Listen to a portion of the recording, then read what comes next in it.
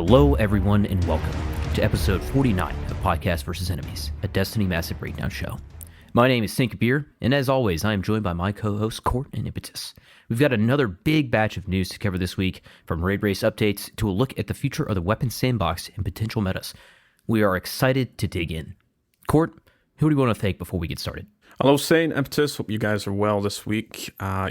Some shout outs as per usual for our sponsors over on Patreon. We have Bryce Aroni, Moonlight, Binary Wolf, Deacon, Blackhammer Tech, Shazzle, Askian Monk, This Moment, and Zenzo Cal.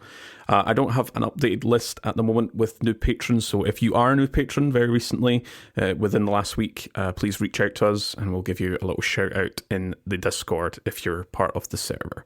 Reminder, you can send us all kinds of feedback directly to any of our socials or via the Discord server. Positive, critical, constructive feedback always helps with the trajectory of the podcast and how we present and break down builds, activities, and much more in the PV Sandbox for both the established Destiny players and the new lights. So don't hesitate to reach out if you've got any questions or ideas for builds. We're all happy to talk about Destiny. We do use Chartable to aggregate our podcast reviews, but this may take a little bit of time if you're a non-US listener. Alternatively, you can just reach out to us and send your review to any of our socials. Of course, we want to extend our special thanks and appreciation to everyone that supports PvE, and whether that's downloading, listening to our show, discussing it in the Discord server, or supporting us via Patreon to help with keeping the lights on. I just want to remind folks as well, if you want more information related to the PvP Sandbox, head over to our sibling podcast. And that is Destiny Massive Breakdowns with Illphysics and Lego LaFlash. Impetus, what are we talking about this week? Hello, everyone. We are discussing the new trailer that dropped, showcasing some exotic gear, weapons and armor, that is, talking about those, kind of hitting on the highlights. We also got an article discussing the much-discussed topic that we've been hinting at all season, the upcoming weapons meta, specifically the heavy weapon meta for Lightfall. So that has finally come out in an article. There's a few other weapon changes in that as well, and we're going to be talking about all of those. We're also going to be doing some educated guessing, a little bit of speculation at what we want to recommend, what we're going to be trying to bring into Lightfall, specifically the Legendary campaign, but then of course the raid and later GMs for that season. So we're going to be talking about that. Fun stuff. I want to get into housekeeping here real quick. We have had some updates to the Destiny Massive Breakdowns Discord server. We had a few overhauls, and we want to just highlight an important one that we made. There's an announcements channel that is new, and that will house various D&B media and supplementary resources like infographics whenever a new episode goes up from D&B or PvE, and in any other applicable content. So Massive Breakdowns is the new channel. You can follow that channel so you'll get updates on your Discord server. And of course, the goal of this is just to ensure that none of the content that we post gets lost amongst all the noise. So if you're looking for any major resources from us or from Illphysics and Lego, the D&B hosts, you can check out this new channel specifically. All right, let's get into what we did in Destiny 2 last week. I think we're all in a big farming mode. I know I certainly was. So I did some Iron Banner to go acquire the Iron Countershade shader. And of course, this was really possible because of the increase in rep gains. So thank you to Bungie for making that change. That made it a lot smoother, a lot quicker. Didn't have to spend as much time playing those Iron Banner games. Not that they were terrible. SBMM has certainly helped me in some regards. I feel like I'm at a 50-50 win-loss ratio, which is a lot nicer than some of the earlier season week of Iron Banner was more losses than wins for me specifically, so that was nice to be winning a few. Grinded out some Master Grasp with the lads. Almost landed that one phase on Avarok. I think if we had just been a little bit higher light level, we probably would have been landing that more consistently. Close. Very close. So close. Very close. So we did all pick up some good Artifice Armor pieces along the way. Those have some nice spikes, so very happy with that. Definitely a fine substitute for not getting a one phase there. And then, of course, GMs. This time was Birthplace of the Vile this past week. We had Hung Jury, one of my personal favorites, dropping. So I did finally land a rapid hit explosive payload roll on that, which is very nice. And the three of us also put in a quite nice 18:32 time to boot, which was quite impressive. So, Court, how about you? What you been up to? absolutely shambolic dungeon runs and GM runs with these nerds. And Otto as well. Last night, particularly last night, was one of the...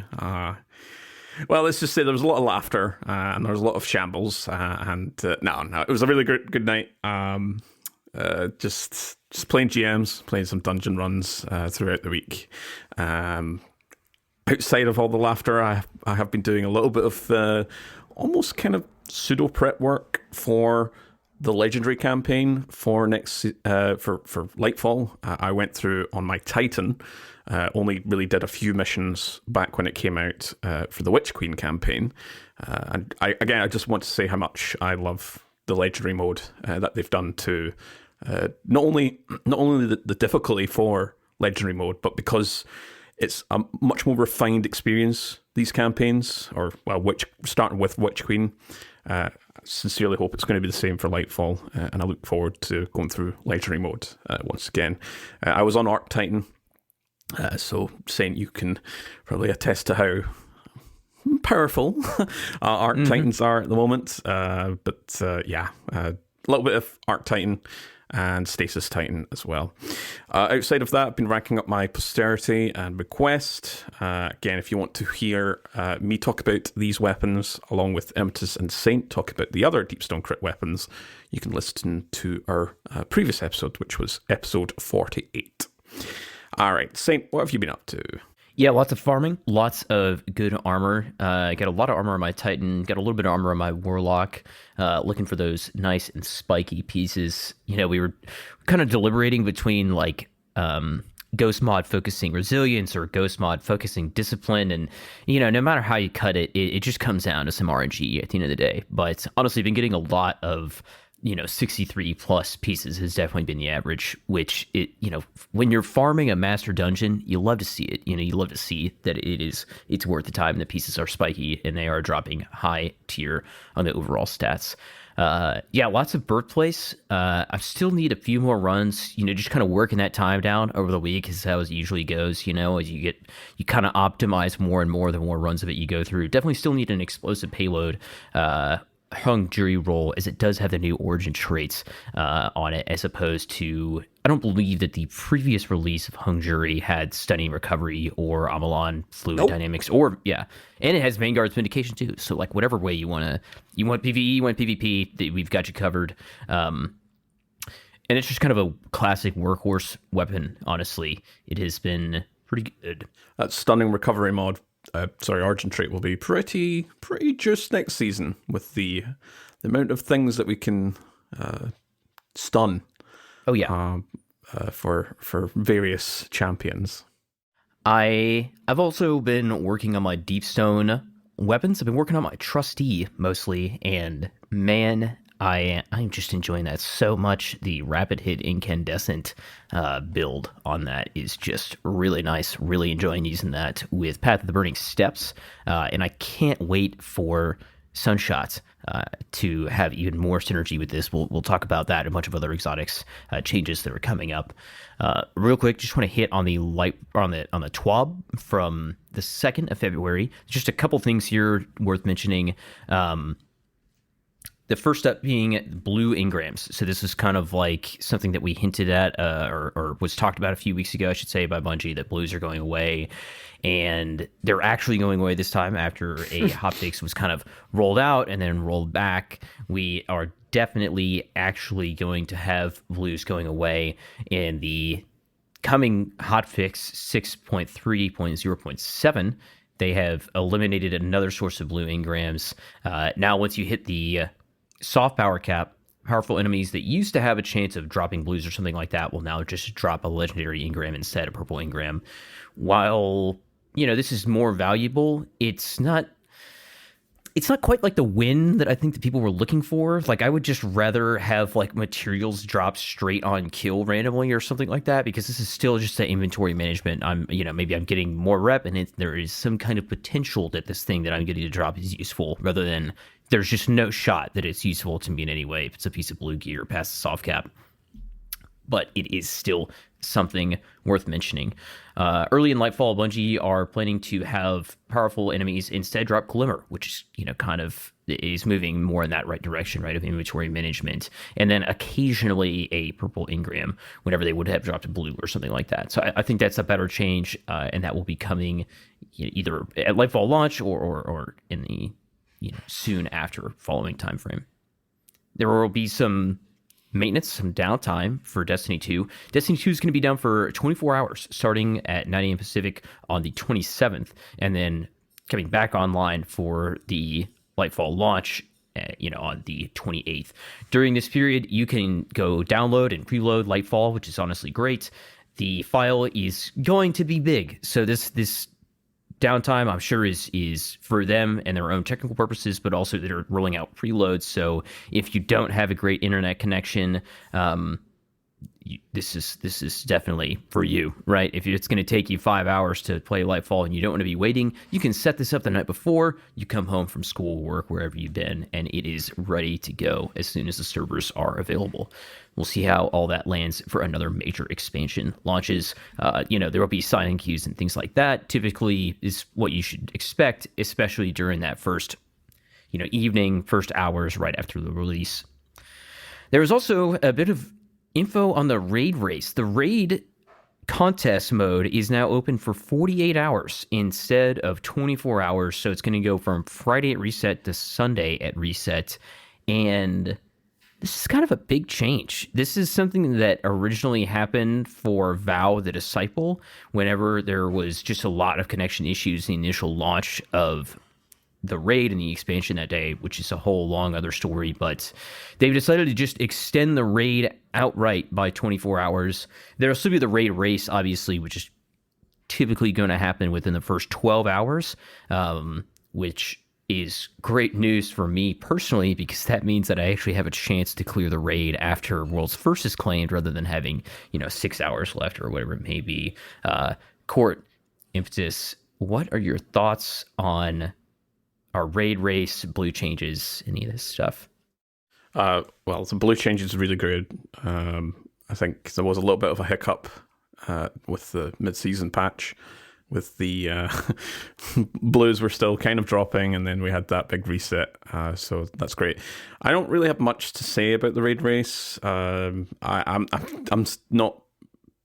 not sure if I'm even going to be partaking in it again this year. I didn't the last few years now, just due to circumstances. But with it now moving to the period now going from 24 to 48 is a welcome one. I think this is a compromise to, they don't want to do it on a Saturday because that means fewer workers.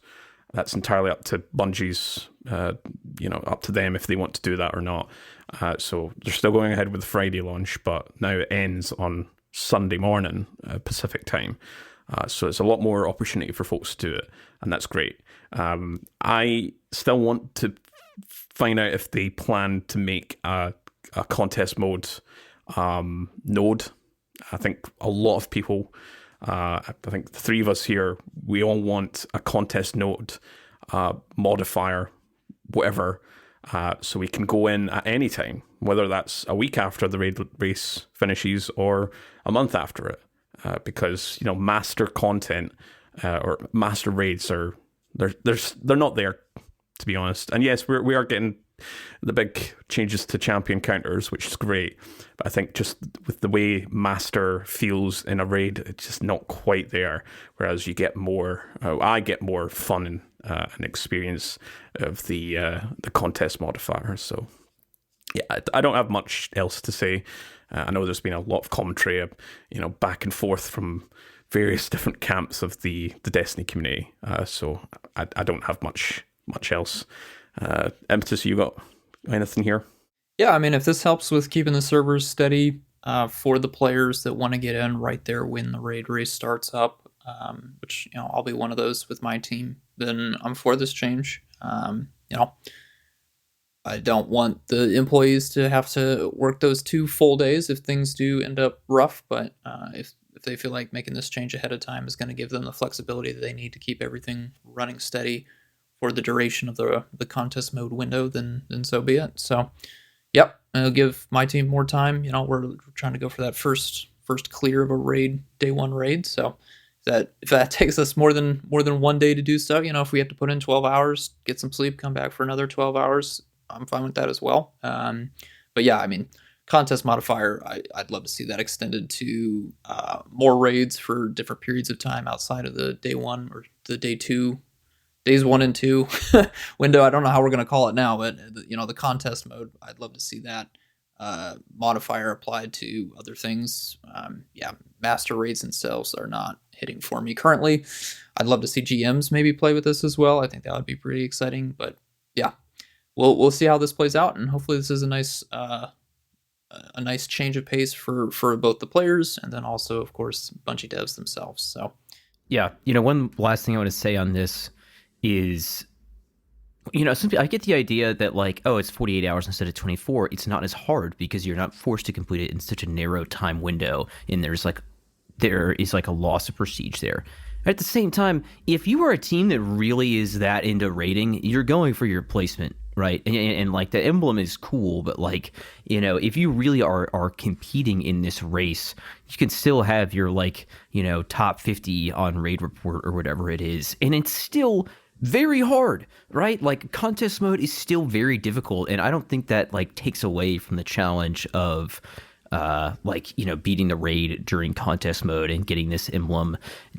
2 days is still not a lot of time, and it is a better window for people who are just straight up not available. They just couldn't make a Friday a reset, but they can make a Saturday a reset.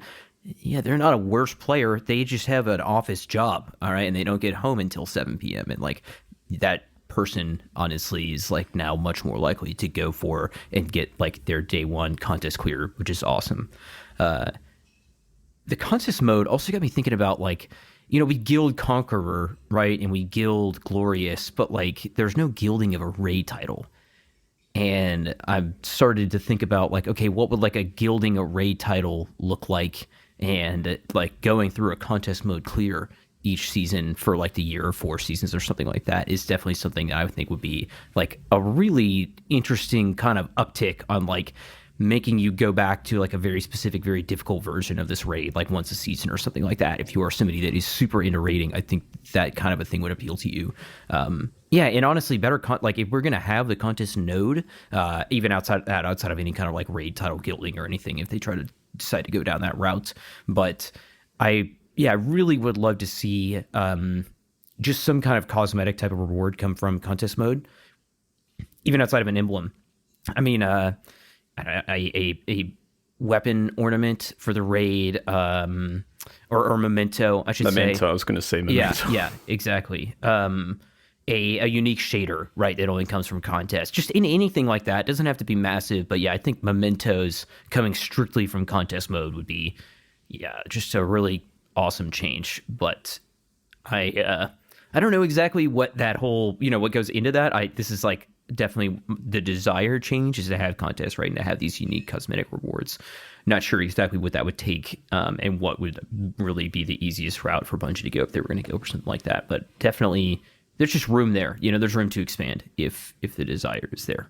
It'd be cool to add contest mode to the rotator playlist, right? The weekly featured raid gets, if it's an older raid that doesn't have a master mode, or even if it did have a master mode, you could also have an additional second or third contest modifier mode where you get to go back and play that stuff. Just spitballing here. That'd be cool. All right, do we want to start getting into the fancy trailer? Let's get into it.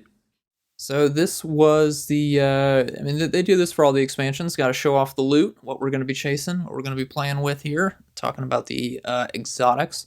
We did get some visual / verbal indicators of some strand verbs, what we think will be strand verbs, or basically things that we will be engaging with when we use the strand subclass, or of course if we're using a weapon that has strand synergy. So we had one such word that we think will be a strand verb, tangles, which appear to be bundles of quantum strands left over when an enemy unravels. And we're not quite sure what unraveling means, but we're just going off of gameplay footage here. But tangles can appear to be used by players who are using strand to weave objects and creatures or for other purposes tied to weapons. And again, this is just based on certain strand exotics, weapons and armor, and how they tie into the gameplay that was displayed in this trailer. So again, Tangle seemed like a ball of strand energy, maybe similar to Ruinous Effigy's orb. The Warlock armor had a new thing called Threadlings, which look like little strand bugs that seek towards enemies. There's something that looks like a Lash, which is a wave of strand energy that can immobilize enemies.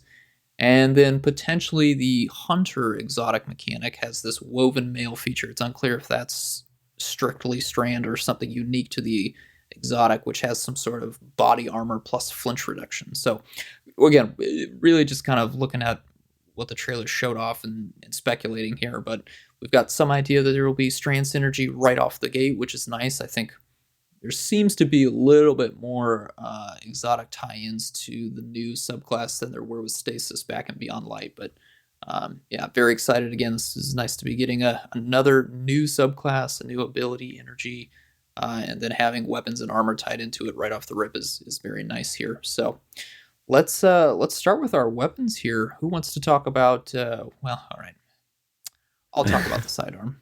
So we have a strand sidearm called Final Warning. The exotic description reads, holding down the trigger to mark targets within range and then load a burst of bullets. When you hip fire, projectiles from the sidearm track aggressively towards those marked targets. So Mercules went on to the Firing Range podcast last week and mentioned a few things specifically about this weapon. It is a rapid fire sidearm, and the seeking rounds kind of act like Tikus rather than Osteostrigas, just for a little bit of clarification on the nature of the tracking. Yeah, seems kind of like a smart pistol from Titanfall. That was the comparison that I saw a lot of people in the community making. Seems like an interesting weapon. Not sure how that's going to play out in the PvE or PvP space. Again, we'll have to get our hands on it and just see how that works. But tracking projectiles, Bungie's really kind of expanded on that in the last few years, so that's always fun. I know for a lot of people that maybe are visibly challenged, that can be quite a nice feature to have on a weapon, and it definitely looks really sleek for a sidearm. Kind of reminded me a little bit of the Cryosthesia aesthetic a bit, but yeah, kind of excited about that. What did you guys thinking about this one? Looks cool. Yeah, it could redeem sidearms, maybe. All right, well. Like, I've said many times on this podcast, exotic sidearms are fine in PvE. And then you've got Brigand's Law, which is excellent in PvE. But yeah, sidearms are more of a PvP thing. But this does look really interesting, and if it's playing into the whole strand verbiage, then yeah, it'll be very interesting how this kind of synergizes. And you know me, I've got a big spreadsheet that kind of details all the synergy between X, Y, Z. So it'd be nice to kind of connect the dots with Final Warning. We do have a Void machine gun coming as well. Think of Collective Obligation, how it kind of ties into the Void keywords. It's deterministic chaos. Rhythmically weakens enemies as it fires. So what that means is while holding the trigger, every fourth bullet becomes a heavy projectile that weakens targets on impact. And then every fourth heavy projectile makes the targets volatile on impact. Again, all these marketing trailers make it all look really sweet and cool.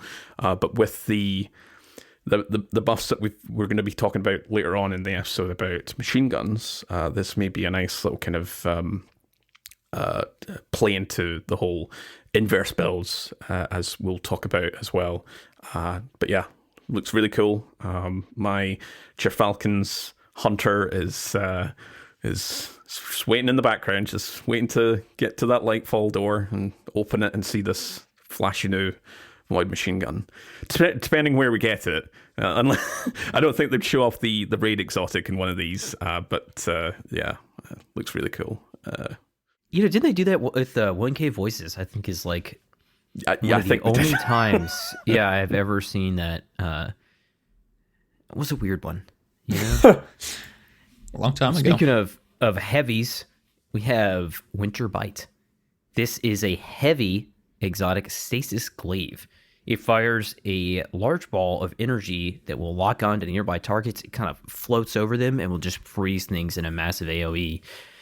This is like a roller coaster of emotions for people because they're like, stasis glaive, and then they clarified that it is actually in the heavy slot, and people were all over the place. Like, is this is like either like such a bait and switch, or I kind of figured it was coming type of a thing. But also, if you go watch this in a gameplay, it shoots out a massive like roaming ice ball thing. Do people really think this is a gonna go in your kinetic slot? Like, I think that was a little optimistic or maybe wishful, because people have just really been wanting to be able to run a glaive in their first slot, in their kinetic, stasis, and build that in with other energy weapons, double specials where you don't have to run a kinetic in the other slot, or whatever the case may be.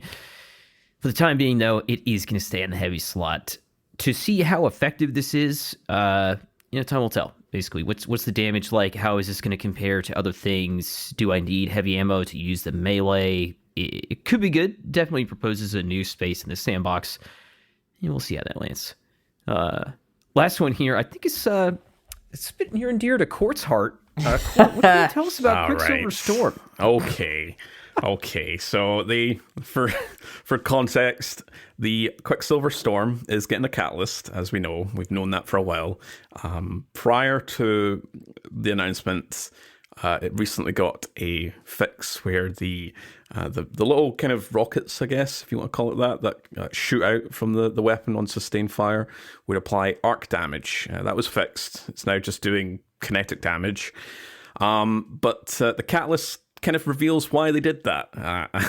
And behind the scenes, Saint was kind of teasing me, this catalyst may suggest why it's been changed. Grenade kills create strand tangles that can be thrown at enemies. That is the catalyst for Quicksilver Storm. And it appears, whether this is a catalyst effect or if Quicksilver Storm is literally being changed from kinetic to strand, it shoots strand effect. You can see it in the trailer where it is shooting like the green effect of the strand. So again, we're not sure if that's the catalyst effect or if it's Quicksilver literally being changed to strand element. But yeah, that's the reason why it's not arc damage, because it will be strand damage. Looks really cool. I'm not a big auto rifle fan at the best of times, but Quicksilver Storm is one of those really sweet kind of weapons that sits in my top kind of usage, especially last stand this season. All right. There's been a lot of talk about certain legendary weapons that were showcased both on the trailer and within a few of the complementary media that they came out. So the main, presumably we're kind of assuming this is the Neomuna weapons. They do have similar appearances and outlines as the Shadowkeep weapons. We've already seen the hand cannon, we've seen the pulse rifle, we've seen the fusion rifle, we've seen the sniper, and we've seen a heavy grenade launcher. As a side note, we've also seen Nameless Midnight, which is the old Vanguard precision scout rifle. But I know there's been a lot of kind of talk about, copy and paste. The weapons themselves do look really nice. They've got that kind of neon effect. But I'm maybe not too frustrated about their choice to go with weapons that are already in the game, that have a presence in the game. I'm just more interested, will these weapons have some nice perks? And if they're maybe perhaps changing them to different archetypes, probably not, just with the same silhouettes and the outlines. But just as a reminder, we have Loud Lullaby, which is the hand cannon, Premonition, which is the pulse, Stream Breaker, which is the fusion, Tranquility, which is the sniper, and Love and Death, which is the heavy grenade launcher.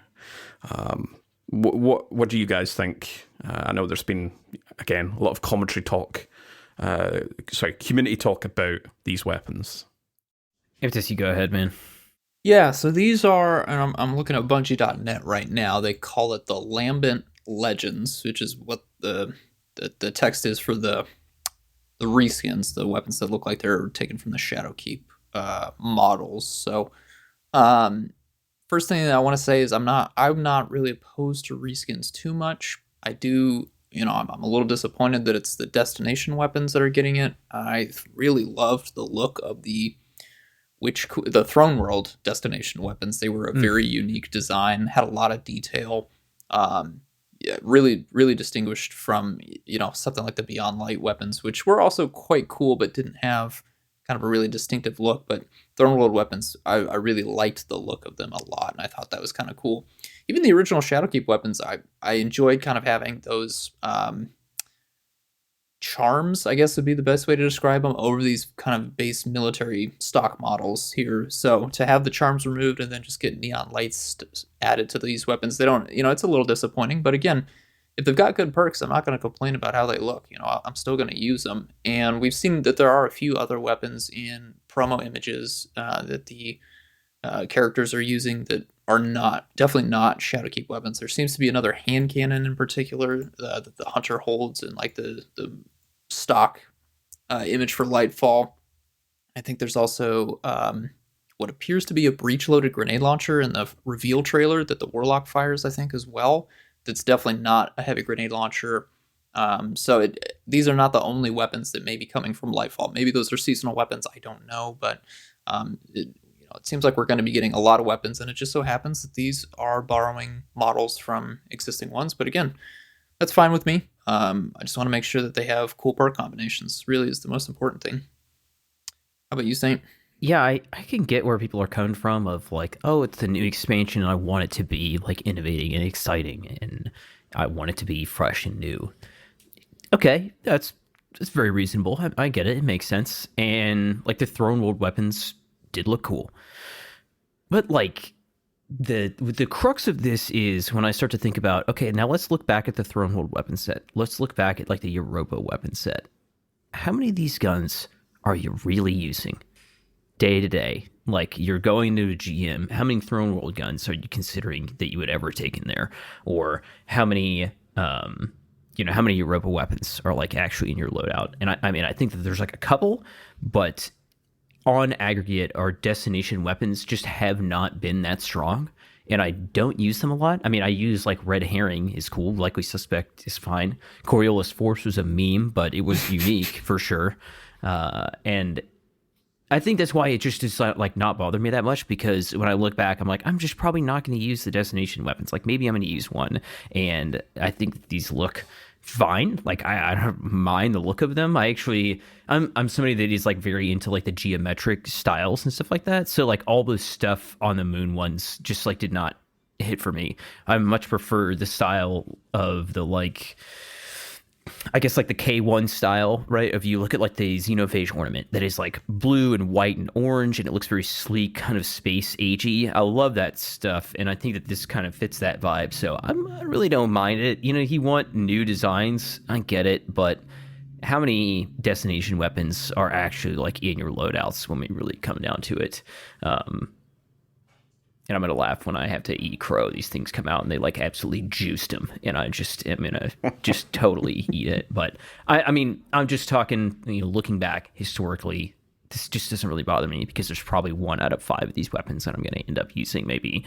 Yeah, I don't know. That's where I'm at. I think it'd be worse maybe if like the raid weapons were reskins of a destination weapon set from a prior expansion or a dungeon. Then I'd probably be like, all right, maybe we should have tried a little bit harder to get new art. There would be an uprising, okay? You reskin a raid weapon? Yeah.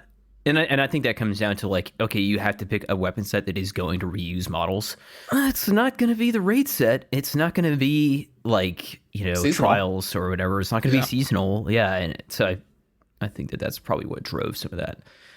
Anyways, let's talk about some other new stuff. Let's talk about some exotic armor. Court, what's going on with your hunter? Yeah, some crazy naming schemes here with very recently, especially with Falcon as well.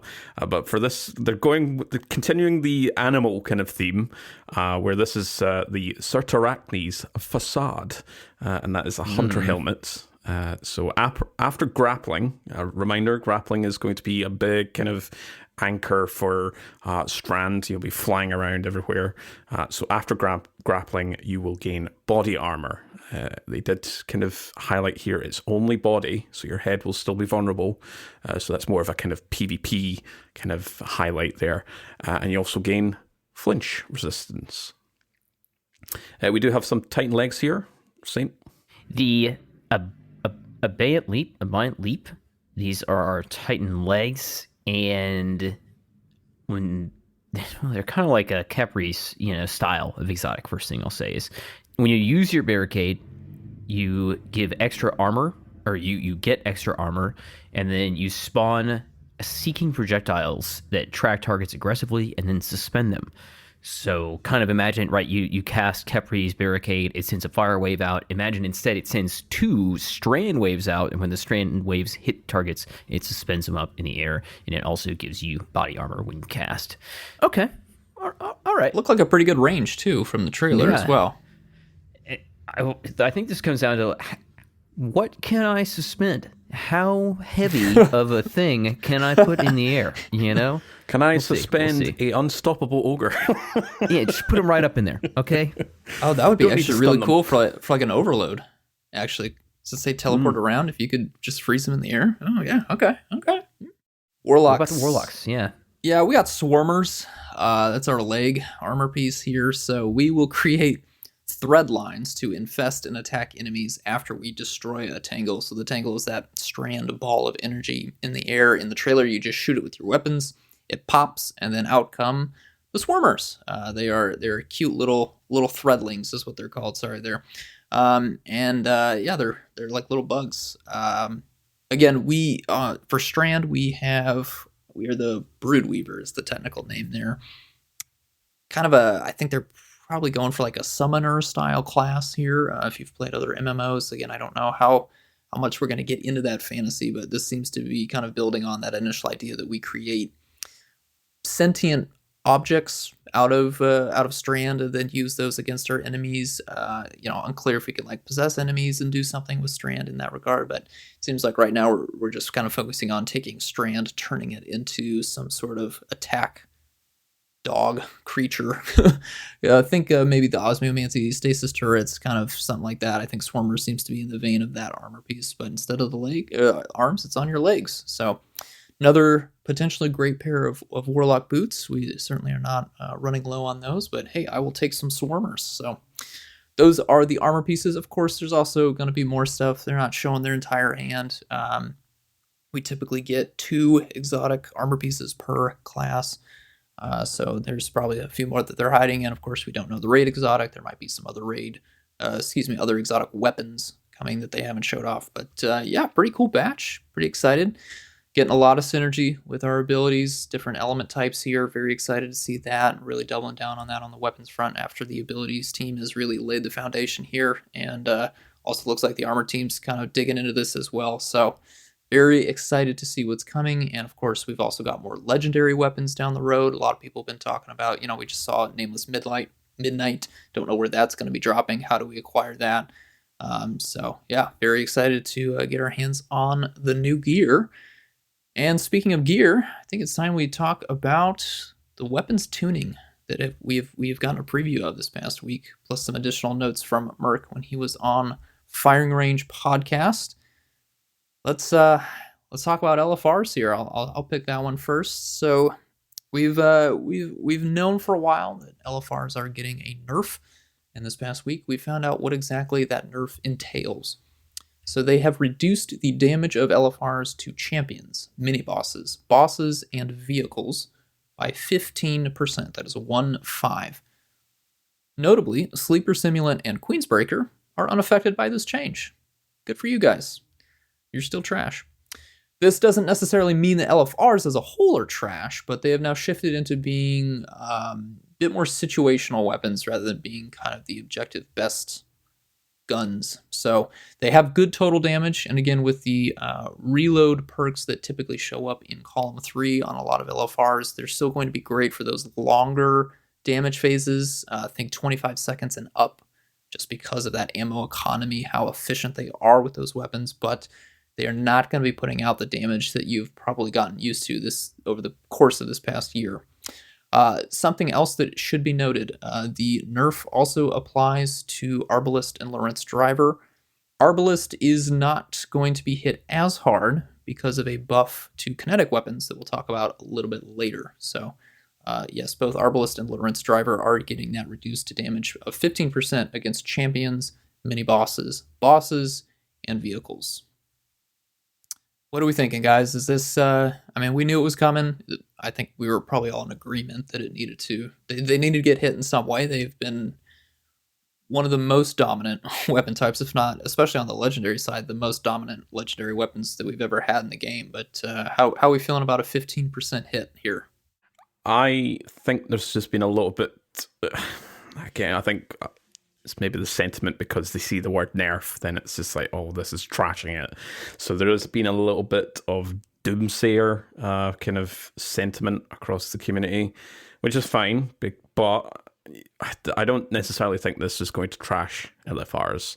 We will talk about kind of our overarching thoughts and feelings of the heavy meta a little bit later. We'll go into a little bit more detail where LFRs may still be kind of useful. But for a summary here, we knew it was coming.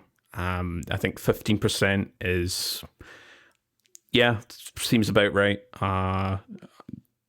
Interesting that they also mentioned against champions, because,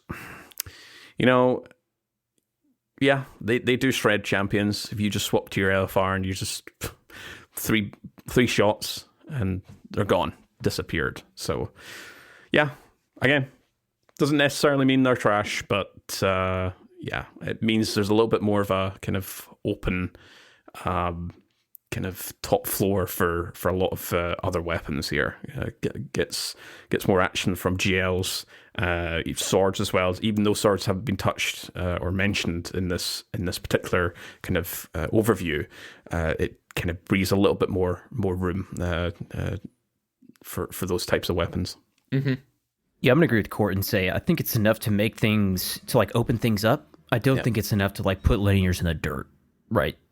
And there's still going to be some situations where you're gonna want a strong linear. You're gonna want an aggressive frame, whatever precision frame, depending on what the scenario is or whatever. But yeah, there's definitely places where linears will be strong. We'll kind of touch on that a little bit later on. Speaking of opening up the meta a little bit, we get a machine gun buff. Okay, all right. The first kind of quick note I want to touch on here, this is a bit of a longer conversation because this is a much more nuanced kind of buff or change than the linear one is. So the simple part of it is machine guns are getting a 10% damage increase approximately across the board. Mm-hmm. This is going to vary a little bit, and I think that there's some exotics that this will not be applying to. We're not exactly sure on all those details, I don't think, but we'll talk about what we know in just a second following this. And they said their goal here is for machine guns to have more reserve ammo, which gives them a little bit of a higher uptime, and want to make them actually useful in some higher tier content. Now, the higher uptime is coming from the second part of this buff, which is the increase in reserve ammo. You're going to see a 50% increase at a 0 inventory stat, and that will scale down a little bit to a 20% increase for machine guns that already have a 100 inventory stat.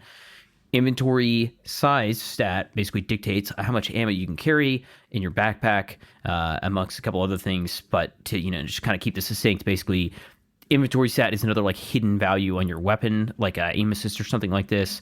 It can go from 0 to 100, and it will be affected by things, by perks like a field prep, right? We talk about field prep being so good on rockets because you can get an entire extra rocket or two depending on the situation, things like that. So the kind of proportion buff that decreases as the stat goes up means that the machine guns that were suffering the most from having lower reserves will get the biggest boost, and larger reserve machine guns will not get as much of a boost. So, yeah, what's going on with the exotics specifically here? Court, you want to throw us some notes on what we can expect for our exotic MGs? Yeah, so so this news came out, and there was a little bit of confusion, like, well, will this affect the exotics? And Merc did clarify on firing range. We got most of the exotics kind of clarified here. So exotic machine guns are tuned differently, depending on if they match one of the three machine gun frames, which are rapid fire, adaptive, and high impact. Thunderlord matches the adaptive frame, so it gets both the damage and the reserves buff. We aren't entirely sure if this buffs the lightning strikes, which does have kind of different properties. But this is, I mean, both these buffs on Thunderlord, which was already really good for kind of sustained damage, is big, and it's an overload counter. Heir Apparent matches the rapid fire frame, but we aren't sure if it gets both damage and the reserves buff. From how the reserves looks on a few of the spreadsheets that I've looked at, I think it's tuned differently.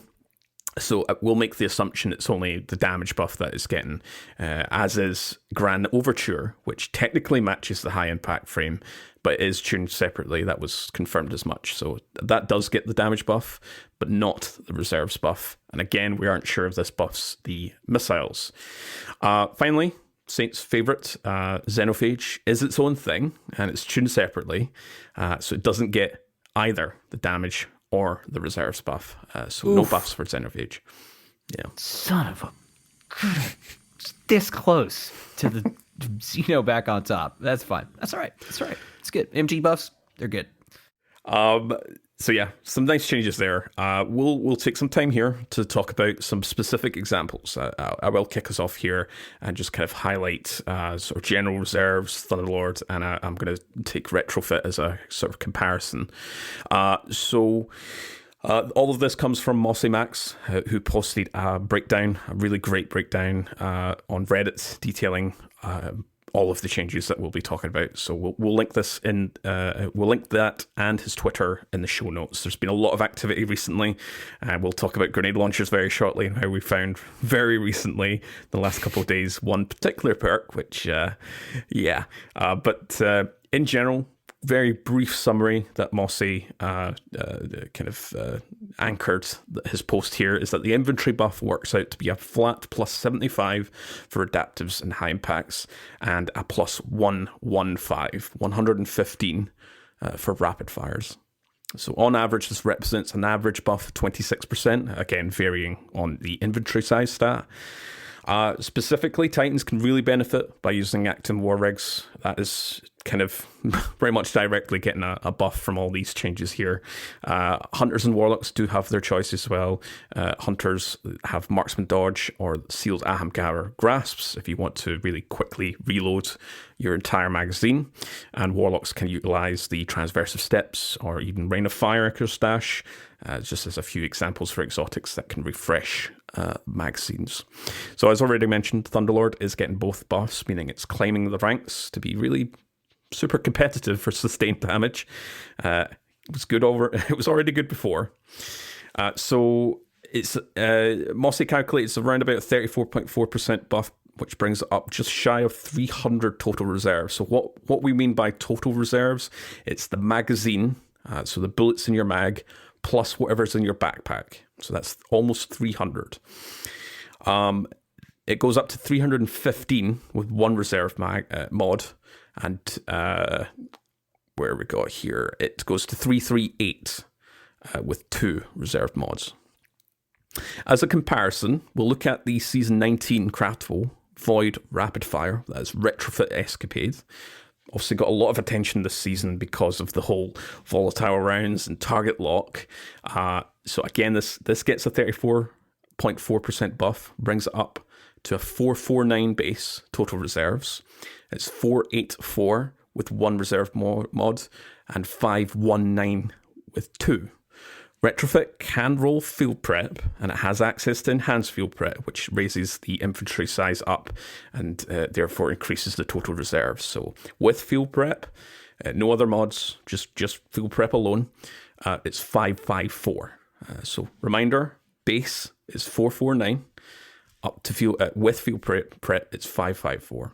Enhanced field prep brings it up to 589. Once we start adding some mods in, and we're just going to make the comparison with enhanced field prep.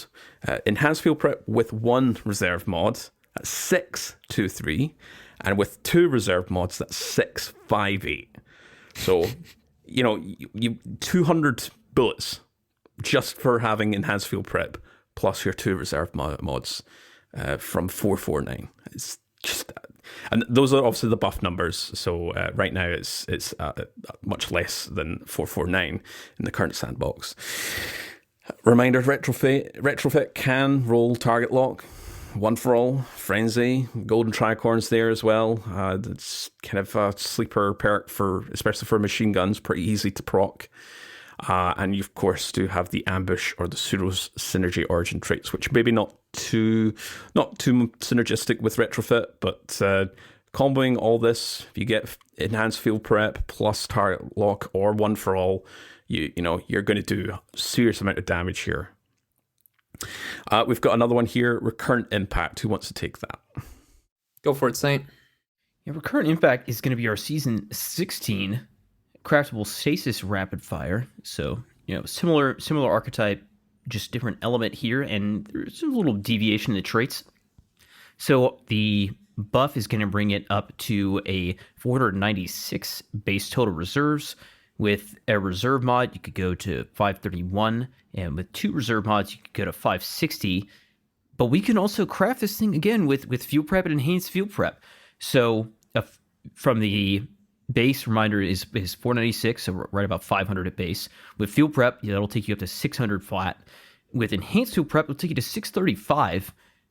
And then we just keep, we could go enhanced field prep with a mod, it's almost 670, and then enhanced field prep with two mods, if you rally with them both, is going to be 694, almost 700 bullets in this thing. As a reminder for kind of other traits, if you're going with enhanced field prep in your third column on this recurrent impact, I should say, you could go with a firing line, a one for all, or frenzy in your fourth column, depending on what's the scenario where you're using this thing. All solid traits in different scenarios. And this thing also has Land Tank, which, if you don't remember, Land Tank is an origin trait that is kind of like a defensive rampage. It gives you a small bump to resilience and 5% damage reduction for each stack. I can't remember if it's 5 or 10 points to resilience on each kill, but it's small amount of resilience and small amount of DR. And you can stack that up to 3 times for up to 15% DR if you have Land Tank stacked up times 3, and you're keeping that stacked up. So it's plus 10 resilience per stack. Plus 10. Okay, yep. Thank you for that. And then plus 5 for DR. And, man, that is just such an offering. Enhanced field prep and one for all or something like that, where you're able to mow down enemies. You've got almost 700 bullets at your disposal. You're getting 5% granted DR. This is putting you, if you're taking advantage of Land Tank and you've got your resilience maxed out, you could be back up to 45% DR whenever you have Land Tank times 3 stacked up, which is higher than what we're currently at base with 10 resilience. Considering with the resilience changes next season, and generally speaking, a lot of the DR mods are, shaking about. We don't know exactly the technicalities, but the Land Tank was already good for PvE, but even more so for next season with the kind of shaking about of DR changes. Yeah. I'll hit on one more here. We have an adaptive machine gun that is in the mix, also with its adept version, that is Unwavering Duty. It is solar adaptive from Trials of Osiris. This is going to get about a 27% buff, and that will bring it up to 355 rounds base total reserves. You can go with field prep. You can't go enhanced field prep. You cannot craft Trials weapons, right? But you can get field prep on this thing. So when we look at base with reserve mods, you could go up to 378 with one mod, 400 with two reserve mods, and then if you are going to put field prep on here, it'll take you up to a base of 423, which is, so we're going from 355 to 423 just for field prep, and then 445 and 450 respectively with your reserve mods and your field prep. Very solid weapon. Again, we have really strong options in the final column. You have firing line, killing tally, cascade point. This also has some unique traits, right? Alacrity, one quiet moment, and sort of synergy. Alacrity is great for just playing solo, right? This is offers a lot of nice utility buff. Not quite as strong as something like Land Tank, but still a good offering. Still very strong perks, very strong stats on this thing overall. If you have been playing Trials, would definitely save a field prep copy of Unwavering Duty. Impetus, what can you tell us about our high impact that are on the table? Yeah, I want to touch on two arc high impact machine guns. One of them we have right now, and the other one is returning next season. So we'll start with the one that we have available right now. That is Terminus Horizon, dropping from Spire of the Watcher dungeon this season. That's our, again, arc high impact machine gun. It's getting about a 28.7% buff that will bring up the base total reserves to 336. You're looking at 358 with one reserve mod, and then 381 with two reserve mods. This does not have field prep, so get that out of the way right now. It can roll in column 3 rapid hit, demo, and triple tap, and then in column 4 again target lock or cascade point would be kind of the big ones there. You get the text balance stock origin trait here. I think high impacts, I was hoping they'd get a little bit more ammo since they are getting a little bit more reserves since they were on the lower end here, but it's still a strong option. Again, it does roll Volt Shot, but you don't have a really solid reload perk to take advantage of that. You got Compulsive, but that means you don't have to. You have to stop shooting at a certain point before you lose the effectiveness of that buff. Rapid Hit would probably be another option there. It's tough. The one that I want to talk about that is coming next season, we already know about this. This is the Swarm. This is returning to Nightfalls. This will have an Adept version. Also an arc high impact. This one gets about a 28.5% buff. That is going to bring it up to 338 base total reserves. With a reserve mod, we've got 361, and that goes all the way up to 384. So it's, again, just slightly better than Terminus Horizon on the reserve front here. We don't know what this will roll with. If it has field prep, the approximate values here, we're looking at 409. Then that will shoot up to 431 with one reserve mod, and then cap out at 455 with two reserve mods. Not bad at all. We are presuming that it's going to come back with a refreshed perk pool. The old version did have some nice picks. You had Surplus and Unrelenting in column 3, and then One for All and Dragonfly in column 4. And this will, of course, also have Vanguard and Nightfall origin traits, maybe a Foundry as well. We don't know, but yeah, it could be, with an Adept version on machine guns in particular. I do have an old one here. What did I put on it? I just put on a regular backup mag mod or a minor spec. Yeah, I'm not going to be putting Adept big ones on as a machine guns, especially with this change in particular. They're really emphasizing ad clear in in-game PvE, so I'm not quite sure what Adept mods I would put on a new Swarm Adept. But again, with these increases, these are going to hit quite hard. Again, machine guns scale really well in in-game content. I'm probably going to be taking one into the day 1 raid races. They perform quite well in contest mode. I don't know which one. Actually, I do know. I'm going to be taking Recurrent Impact in there with with enhanced field prep. That's going to be the immediate pick there. Land Tank is going to be extremely helpful in that situation. And if you are looking for a machine gun to probably take into the legendary campaign of Lightfall, guys, Are we saying Recurrent Impact across the board here? Is that probably the one that we're all going to be recommending if you had to take a machine gun into the Lightfall Legendary campaign? Without a doubt. I think because it's craftable as well. Right. I didn't rank it up a lot. I think I actually maybe rank 15 I managed to get Recurrent up. But yeah, I think that's going to be are big kind of highlight to take into any sort of content as well, not just day one raid, but kind of master content, even GMs if you're going down the inverse build, and depending what how like champion counters the perks that we'll have next season that will be just passive in the background.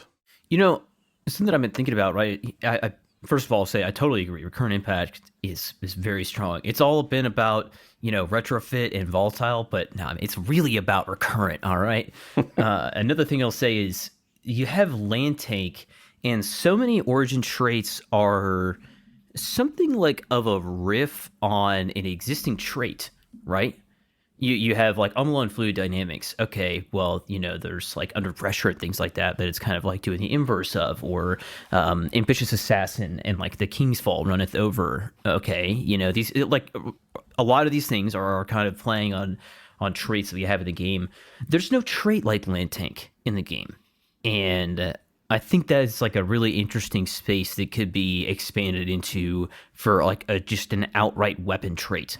Right. I mean, imagine if you could pair Land Tank as a full-on trait, giving 5% DR per stack or something like that as a stat boost to your character. Because we have a lot of things like One for All where, you activate some condition, you get a bunch of stats in your weapon. But what about stats in my character coming from my weapon and then building into like further loops there between like your build and your character stats and weapon? Let's see more land tank type of perks, right? More like player integrating utility, super interesting and incredibly valuable to be just an origin trait. That feels like a full perks level like worth of value, right? Which I think is something they said they want origin traits to be like a half of a trait or so. I think land tank is just a straight up full perk value for what you're getting. Yeah. And as a reminder, you can go purchase red borders for recurrent impact if you haven't unlocked it for crafting every single day after reset. That is a feature that is available to all of our seasonal weapons for this year. So please, please, please. And I think, again, because of this being the Season 16, I don't think all of these weapons required 5 red borders. I know a few of them even had 3. I can't remember exactly what recurrent required. It could be 3, it could be 5, but still you have more than enough time to go purchase those red borders, unlock it for crafting, and then level it up and go grab, enhanced field prep if it's a stasis weapon. So it does have headstone as well. If you are planning on taking a stasis subclass into the campaign, you could certainly take advantage of that synergy if you want. But yeah, One for All is going to be just fine. Frenzy is going to be fantastic. It's a really, really phenomenal weapon that is going to be definitely one of the best added clear options on the legendary side of weapons coming into Season 20. Yep, and just one more time, I want to say again, thanks to Mossy, aka at MossyMax, for just pulling all this info together. Really, really helps to kind of drive this conversation of how much is this really going to affect machine guns and their role as in-game ad clear. Mm-hmm. But they're not the only thing that's changing. Oh, no. We got heavy GLs on the block up next, and they are seeing some very interesting changes. Pretty sizable buff here to heavy GLs. This is another kind of interesting conversation about where the meta is shifting. So we'll start off with our kind of quick hits on the objective of what they're trying to do here and what was the actual buff, and then how is this going to play into the overall meta of the game of DPS doing things like that. So for heavy grenade launchers, they increase the damage to champions, mini bosses, and vehicles by 20%. And increased damage to miners by 40%. There's also a bit of a fix here: improved projectile collision, making it slightly easier to land hits, and increased blast radius by 1 meter. Parasite is not affected by any of this. It's already very strong. It's crazy for what it does when you set it up. Anarchy is affected by the above changes, though it still has its 30% damage reduction to bosses directly and 50% damage reduction to vehicles, again specifically. So it's not exactly back to where it was for the boss bake. This is not Tanix double slug anarchy meta, but it's better. It's definitely better, and it is definitely on the table for mini bosses and champions, especially when you think about the way that some of our stunning is going to work like that. Pretty strong option coming back into the sandbox here. They didn't explicitly mention any other heavy GLs, Prospector Colony, Salvation Script that would benefit from these. So that kind of the assumption is that they will benefit from these until we hear something explicit from the developers that they will get this buff. Heavy GLs kind of are poised to be making a bit of a comeback. Obviously we are in the phase of kind of theory crafting DPS meta, and it's not very practical. But let's talk about how grenade launchers work. Court, you want to take us away on this one? Yeah, so a brief crash course of how GLs work, specifically drum loaded. That's the heavy. I think generally speaking, it's kind of has similarities for the breach loading as well, which are specials. So grenade launchers, similar to rocket launchers, have ratios that affect their damage profiles. That's your impact and explosive damage. But it's a lot more dynamic than the static rocket launcher. So for rocket launchers, as a kind of repeat from my breakdown, from my infographic or my Reddit post, you get one damage. Impact damage is 1 to 3. The ratio is 1 impact damage to 3.5 explosive damage. And that doesn't change. Most perks affect that ratio very cleanly, other than impact casing and lasting impression, which only apply to parts of the ratio. So like impact casing only affects to impact damage, and lasting impression only affects explosive damage. So you've got a slightly less total damage, but for other perks, it works fine. When it comes to grenade launchers, generally speaking, very, very generally speaking, you want to go for a higher blast radius, which represents a higher explosive damage, but it also lowers impact damage. So the total damage profile remains practically unchanged. It's just that the damage profiles are dynamically changing, give or take a few kind of differences to the ratios. So higher blast radius equals higher explosive damage, but also lowers your impact damage. There are grenade launcher perks that kind of tweak around with things. We've got Explosive Light, which grants plus 100 blast radius and provides between 65 to 84% increased explosive light, resulting in an overall total damage increase by 52%. So again, it's between those values of 65 and 84% because of how it's reacting to the damage profiles. Spike grenades is the inverse here, where it increases the impact damage by 50%, but no increase to the explosive. If you want to maximize this effect, you want to decrease the blast radius as much as possible. So for kind of layman terms here, a higher blast radius equals less impact, which equals less benefit, and a lower blast radius equals more impact, which equals more benefit if you're using spike grenades. We're kind of just highlighting here, so you don't want to go down the route of volatile launch, which gives you that plus 15 to blast, confined launch, which gives you that plus 10, or linear compensator, which gives you plus 5. Generally speaking, aim for hard launch, which brings down your blast radius by 5.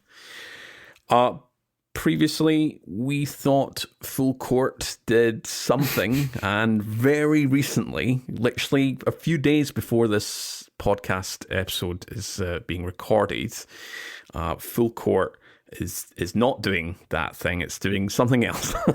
So previously, we were under the illusion that it increases explosive damage by 0.63% for every meter after 10 meters. So this will result in a 25% increased explosive damage at 50 meters. And it doesn't scale beyond that 50 meters. So generally speaking, most boss encounters, perspective-wise, would take around 25 meter mark. But again, that's really like generally. A lot of bosses are in your face, or they may be 50 meters away. It just really depends on which boss we're talking about. But, and again, shout out to Mossy, who discovered this. It's not based on distance. It's actually based on airtime. And there's a lot of testing ongoing right now, so I can't really give a lot of kind of detail here, unfortunately. But yeah, airtime. So how he figured it out is he was on the Throne World destination, and he managed to find a combatant which is basically doesn't really move about a lot, and just shot up straight up into the air and waited for it to land on said combatant. And it turned out it was giving that maximum 25%, despite the fact it wasn't every meter across an arc. It was airtime. So, yeah, lots of moving parts at the moment with this particular perk. Although I don't think it's our, at least for me, I'm not a big fan of full court. I don't. Don't use full court. Yeah. Don't do that. Don't. Why does this perk exist? Like, what? Really, I cannot believe this changed. This is hilarious to me that it's based on airtime. The amount of prep that you would need to do to maximize a full court shot consistently over more than one grenade launch at a boss is hilarious to me. Even if it gave 100% damage increase, the fact that it coded on airtime, I'm just trying to imagine myself at any raid boss and aiming at the sky and hoping I can hit the boss correctly. I was going to say, you laugh until there's this new war priest meta where everybody's standing in the absolute back of the room just shooting up into the sky. 2 steps to the right, I've just wasted all of that calculation I was trying to do. Like, there's no shot I'm using full court ever. Dude, all that trigonometry just right in the trash, man. Rogue has a ceiling. Can you imagine trying to maximize full court on the Rogue? Just be hitting the ceiling before you could hit him as he's strafing around. Oh my gosh, what a hilarious! I think it's one of those things that like it looks so viable, right? Because it's like actually not asking very much. But then when you think about what you're going to have to do to actually get the most out of this, so much work. Yeah. Never use full court, guys. Never just get that velocity real low. Okay, crank that damage up. So, well, yeah, again, a lot of testing ongoing. So we're like velocity, we're not sure how that would obviously play into it because, faster grenade launch means less airtime. Oh, man. If you do want to go down the full court route, just a reminder, it doesn't affect impact damage. And if you want to maximize this effect, you want to increase the blast radius as much as possible. So, lads, what are we going to be kind of looking for when it comes to grenade launchers? Yeah, so we're going to do kind of a big picture here. Obviously, we don't know if they're going to be... Well, we do know there will be new perks, of course, that come season after season. This may change next season. It may change a little bit later into the Lightfall year. But for right now, when we're thinking about what to prep, taking into Lightfall, the Explosive Light perk is very much going to be a great pairing, just across the board. This is probably our number one damage perk pick. You could, of course, go down the route of Frenzy if you want a perk that procs in your back pocket. Cascade Point, there's definitely room for that to become really potent for a burst damage situation that will require a kill with another weapon to proc that on the grenade launcher, but it does proc in your back pocket, so that could be very helpful here. But again, when we're thinking about every single possible scenario, if we're thinking about the dungeon and raid boss encounters that currently exist, Explosive Light is kind of the one damage perk that really will work for GLs in all of those existing scenarios, and what we expect will work across all the future scenarios coming into Lightfall. So, of course, in the magazine slot, Spike Grenades is going to be a big help, but again, if you want to maximize that efficiency, you do need to lower the blast radius stat as much as possible, and then try to avoid adding any blast radius perks, which is a big ask. But again, if you want to maximize it, if you're really into that, if you're looking for a very specific role, we want to lower the blast radius stat if you get Spike Grenades so that you can pair it with Explosive Light for a good amount of damage. When we talk about reload perks, Clown Cartridge, Auto-Loading Holster, Field Prep, all great benefits. Really, again, I don't think we would pick any one of those and say, well, it's a little bit lesser than the others. All three are going to be fantastic options. I want to take some time here to talk about what is currently available on as far as heavy grenade launchers. We do have Wendigo, that is our lone adept that is coming from the Nightfalls. It's not currently dropping. It's going to be available the very final week before Lightfall. The GM in question will be the Warden of Nothing. It's going to be a pretty doable one. It's got a solar burn. take advantage of Solo 3.0, whatever class you play, go nuts. The boss does not have a lot of health. You can pretty safely nuke it once you get down to that boss room.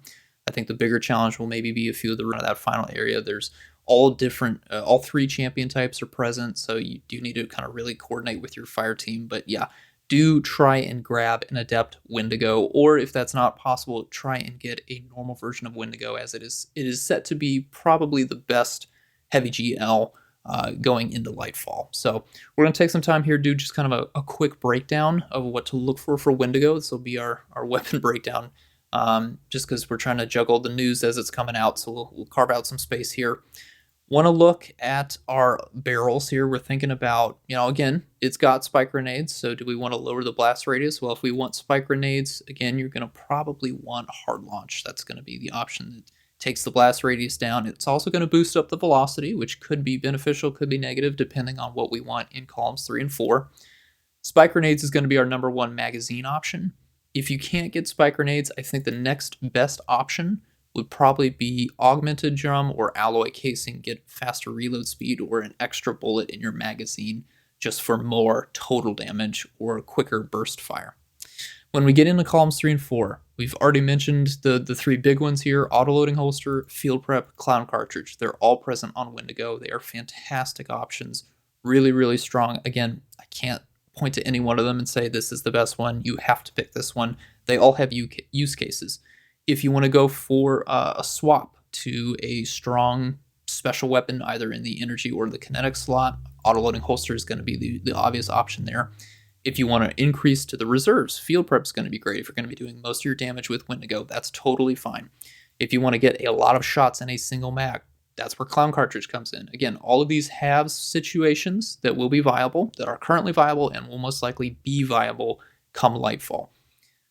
What we're probably imagining is that for the raid scenario, swapping weapons, Izanagi's Burden was quite popular when Witch Queen launched. We were all going into Vow. It was rockets and Izanagi's, so that was really reliant on the autoloading holster for rocket launchers. I imagine that could also be viable for grenade launchers, so if you're looking for this weapon to use in a raid or dungeon situation, autoloading holster is probably the one that you're going to chase. But again, if you want to use this in a wider variety of situations, clown cartridge, field prep also have their uses.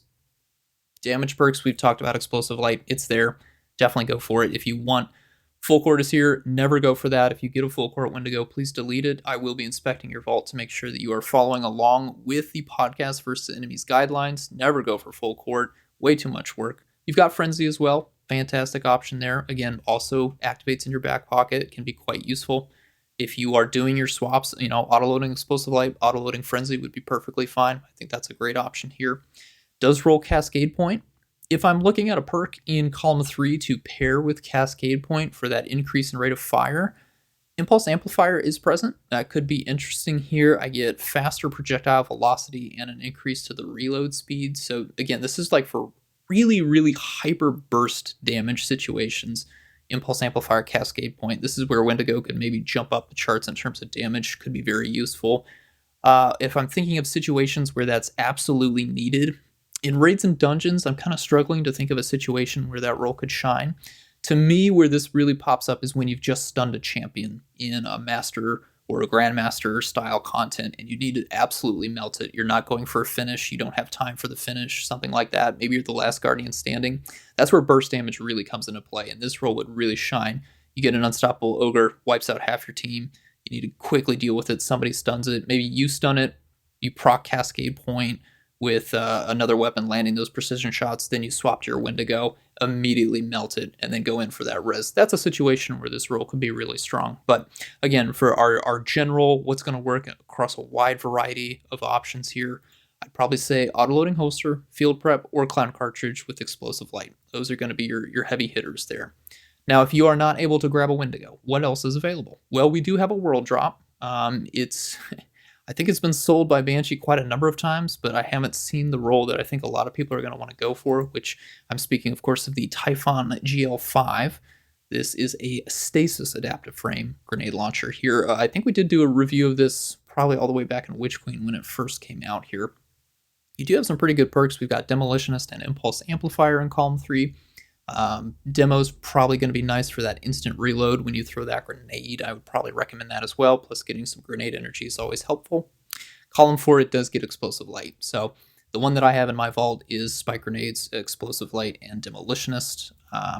Haven't used it a whole bunch because I've mostly just been waiting for heavy GLs to be buffed, but I will definitely be taking note of this role, carrying it into Lightfall to see how it plays out. If you don't have access to explosive light, it does get frenzy. Again, very nice. Perk that procs in your back pocket, always going to be nice there. But yeah, I'm thinking either demolitionist or impulse amplifier with explosive light or frenzy. Keep an eye out for that if it drops for you, because again, it's a world drop. So good luck. Another one that I do want to bring up, this is going to be for some of you older players who've been around a while. This is Interference 6, another arc, another adaptive. Old Season 10, that Season of the Worthy grenade launcher. This no longer drops, but can be sold by Banshee or Zur. So for most of you, probably this is a moment where you need to go open up your vault and see if you've kept any of the rolls here. It's got a very small perk table, 4x4, and it does have some quite impressive rolls. You could get ALH, that's auto-loading holster, field prep, clown cartridge. Those are the big three. This used to be the full court option. Again, we don't like full court anymore, so the one that I'm going to recommend will be demolitionist. I think that could be quite strong. You're not getting a damage perk, but if you've got spike grenades and you have, say, auto-loading holster, you can still swap. You can get grenade energy, get a reload in when you throw a grenade with the weapon out. That could be very useful for, again, a burst damage situation. But I think by and large, Interference 6 has been replaced by Wendigo. So if you have an option to go grab it that final week before Lightfall, do go grab a Wendigo. Typhon, again, very strong. A few other ones here. We've got Tarnation. That was a Throne World weapon. Not a lot of great damage perks. Chain Reaction, not going to proc a whole lot in boss situations. It did have Clown Cartridge. If you absolutely want to get your hands on a craftable weapon, Tarnation's the way to go. That is available to you. But again, not going to really shine in dungeon or raid boss fights specifically. There is Cry Mutiny. That is last season's ritual weapon. It does have Demo Vorpal. It's serviceable. Again, if you really haven't kept a lot of heavy GLs, you've just kind of been waiting, or you just didn't really know if they were going to be viable, this is probably the one that's most accessible to many of you. It's solar, got a high blast radius stat, but again, you don't have spike grenades. You get mini frags instead. So it's not ideal, but it's serviceable. That's probably the one I would recommend, but I'm not really recommending it. Let's see, anything else that people might have. We had Memory Interdict. That came out a long time ago. I think that debuted in Season of the Splicer. Again, not a lot of great options in the damage rolls here. Let me take a quick look at what it had in column 4, because the roll that I kept was Chain Reaction. Yeah, you've got Chain Reaction and then Danger Zone. I don't quite know if either of those are going to be worth your while for a raid or dungeon boss scenario, but it gets auto-loading holster. It had Clown Cartridge. If you happen to keep one of those rolls, maybe try that out, see how that worked. Again, this is kind of a weird situation. We don't have a lot of fantastic options here. Hoping to get a few more of them coming back. I mean, Wendigo's really far and away the best that we've got in terms of heavy GLs that people will probably want to go chase for. I suppose I should give a shout out to Canis Major. That was Season of the Lost. That's a rapid fire frame. You've got Clown Cartridge, Field Prep, both of those again perfectly serviceable, and then Vorpal Weapon, Rampage, Kill Clip. Oh, that'll be sweet. Can't wait to take that into a boss fight. Like I said, GLs, they're getting buffed, but they're in a weird situation as far as the available loot. We just don't have a lot of outstanding options besides Typhon, which is a world drop, and then Wendigo, which will be available for 1 week and 1 week only come prior to Lightfall. So yeah, gear up, get ready, mark your calendar. Hope you get lucky with Typhon if you don't have a good roll of that already. But beyond that, you just kind of got to wait for something that's a little bit better, a little bit better to come along with Lightfall, which we just talked about the reskinned weapons. One of those is a heavy grenade launcher, so that could be one of the options. That'll be a destination weapon, should be craftable. It might have some pretty good damage perks in that, but it's just speculation. I can't promise you anything. So those are the notable GLs. Fellas, do you have anything else you want to add before we start taking a look at what we think the heavy weapon meta will look like? Yeah, we can give a shout out to Court and Maix real quick, or Rock, I should say, and Maix real quick. RokDC, you guys have heard us mention him before. Does a lot of good testing in the Massive Breakdown server. He's well known for his damage generator that gets spread around a lot. They kind of did some theory crafting on full court versus explosive light versus field prep versus clown cartridge and how all these things come together. And it's just kind of basically supporting what we're looking at on like full court. If you can get these charges, or explosive light is pretty much beating out full court just because of the way that full court works versus explosive light. It's much more likely to be more consistent, and there are a lot of ways to fuel your full court shots missing, and there's a lot of ways to fuel your orbs of light that you need for explosive light, or I think you know what I mean. Like, it's very easy to have scenarios where full court is not quite working to its full potential, and then it's much more common for explosive light to just have some consistency there, especially when the extension of damage that you're gaining for full effect full court versus just the first 6 shots of explosive light is marginal, I would say, in terms of DPS and in terms of total damage. So definitely go check that out. We'll be talking about that, and we'll link that in the show notes description. All right, what's the heavy weapon meta looking like, Court? What are we theory crafting on right now? Yeah, so as a sort of pretext here, all this is simulated. A lot of the kind of resources that we've been given are kind of from Rock and Maix and Mossy. So there's no resources for us to link in the show notes for this particular section, because it is very much theory crafting for DPS. So yeah, you can find their current spreadsheets for Maix and RokDC, their damage generator spreadsheet, and Mossy's reserves and damage scaling spreadsheet is on the Destiny Massive Breakdowns website. And yeah, we don't have any Season 20 values just yet, because we don't have our hands on Season 20, but we have been kind of given a sort of sneak peek, a mock-up preview for Season 20 values, which is where we'll be kind of getting our opinions here. So again, generalized, very early impression, so things may change in Lightfall once we get our hands to test. So as a kind of very large overreaching overview here, LFRs may struggle, but as we said at the start, it's really depending on the situation, the scenarios. Their total damage is now roughly speaking 15 to 20% higher than rocket launcher total damage with Wolfpack rounds and a damage perk. Just to put that in perspective, GLs may be the meta for DPS phases under kind of 10 to 12 seconds. That scare burst kind of period for damage. Rocket launchers may be meta for much longer, kind of doubled 20 to 25 seconds. And as we said, LFRs will still have a use case. So damage phases longer than 25 seconds, which are kind of few and far between at the moment. Bosses with easy to hit crit spots like Akelios, Golgoroth, Caretaker, Shirochi, Kaito, Sanctified Mind, Templar, just to name a few.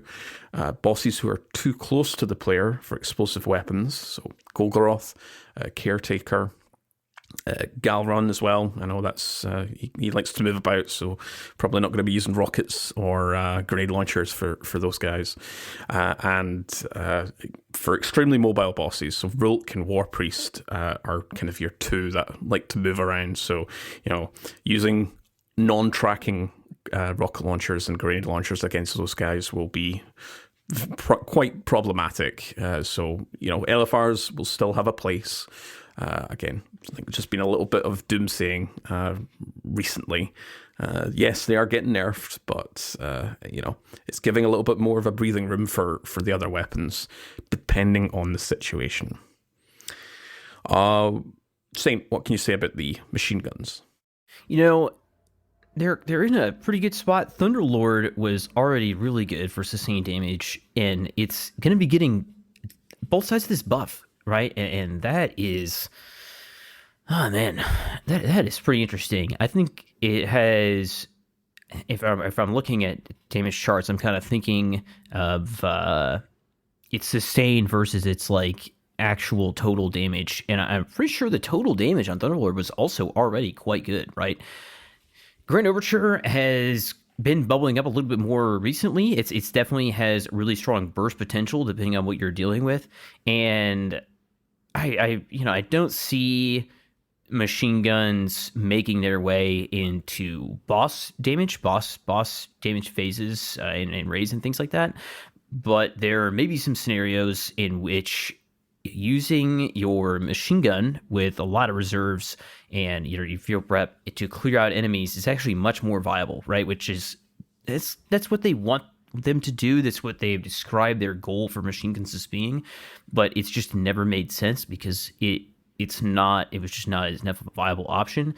And this also does allow you to put something like Is Not Used Burden in your kinetic slot, dealing really high burst damage. You don't need necessarily a primary here. If I'm using a machine gun that can hold 600 plus bullets and I'm just clearing things down, it opens up the kind of realm for double specials even easier, which has, it's been popular, right? Especially people that are good at managing their ammo and things like that. Double specials is pretty popular already. And I think this may even open that up a little bit more.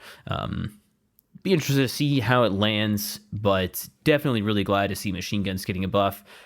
Wish Xeno could get that extra little 10%. But yeah, Thunderlord, man, Thunderlord is like the one, kind of real DPS contender, and then Grand Overture for your like burst contender here. But yeah, pretty interested to see how Thunderlords lands in season 20 and how popular that is.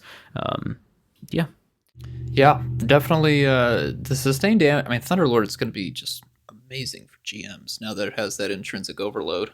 You're going to be able to apply just a lot of damage all the time. The lightning strikes are so helpful for a little bit of AOE all of a sudden. So yeah, absolute shout out to Thunderlord, really coming out with the glow up this past few seasons. Speaking of grenade launchers, Anarchy, it's still got a place. They can't fully knock it off the top platform there. It's going to be phenomenal versus champions.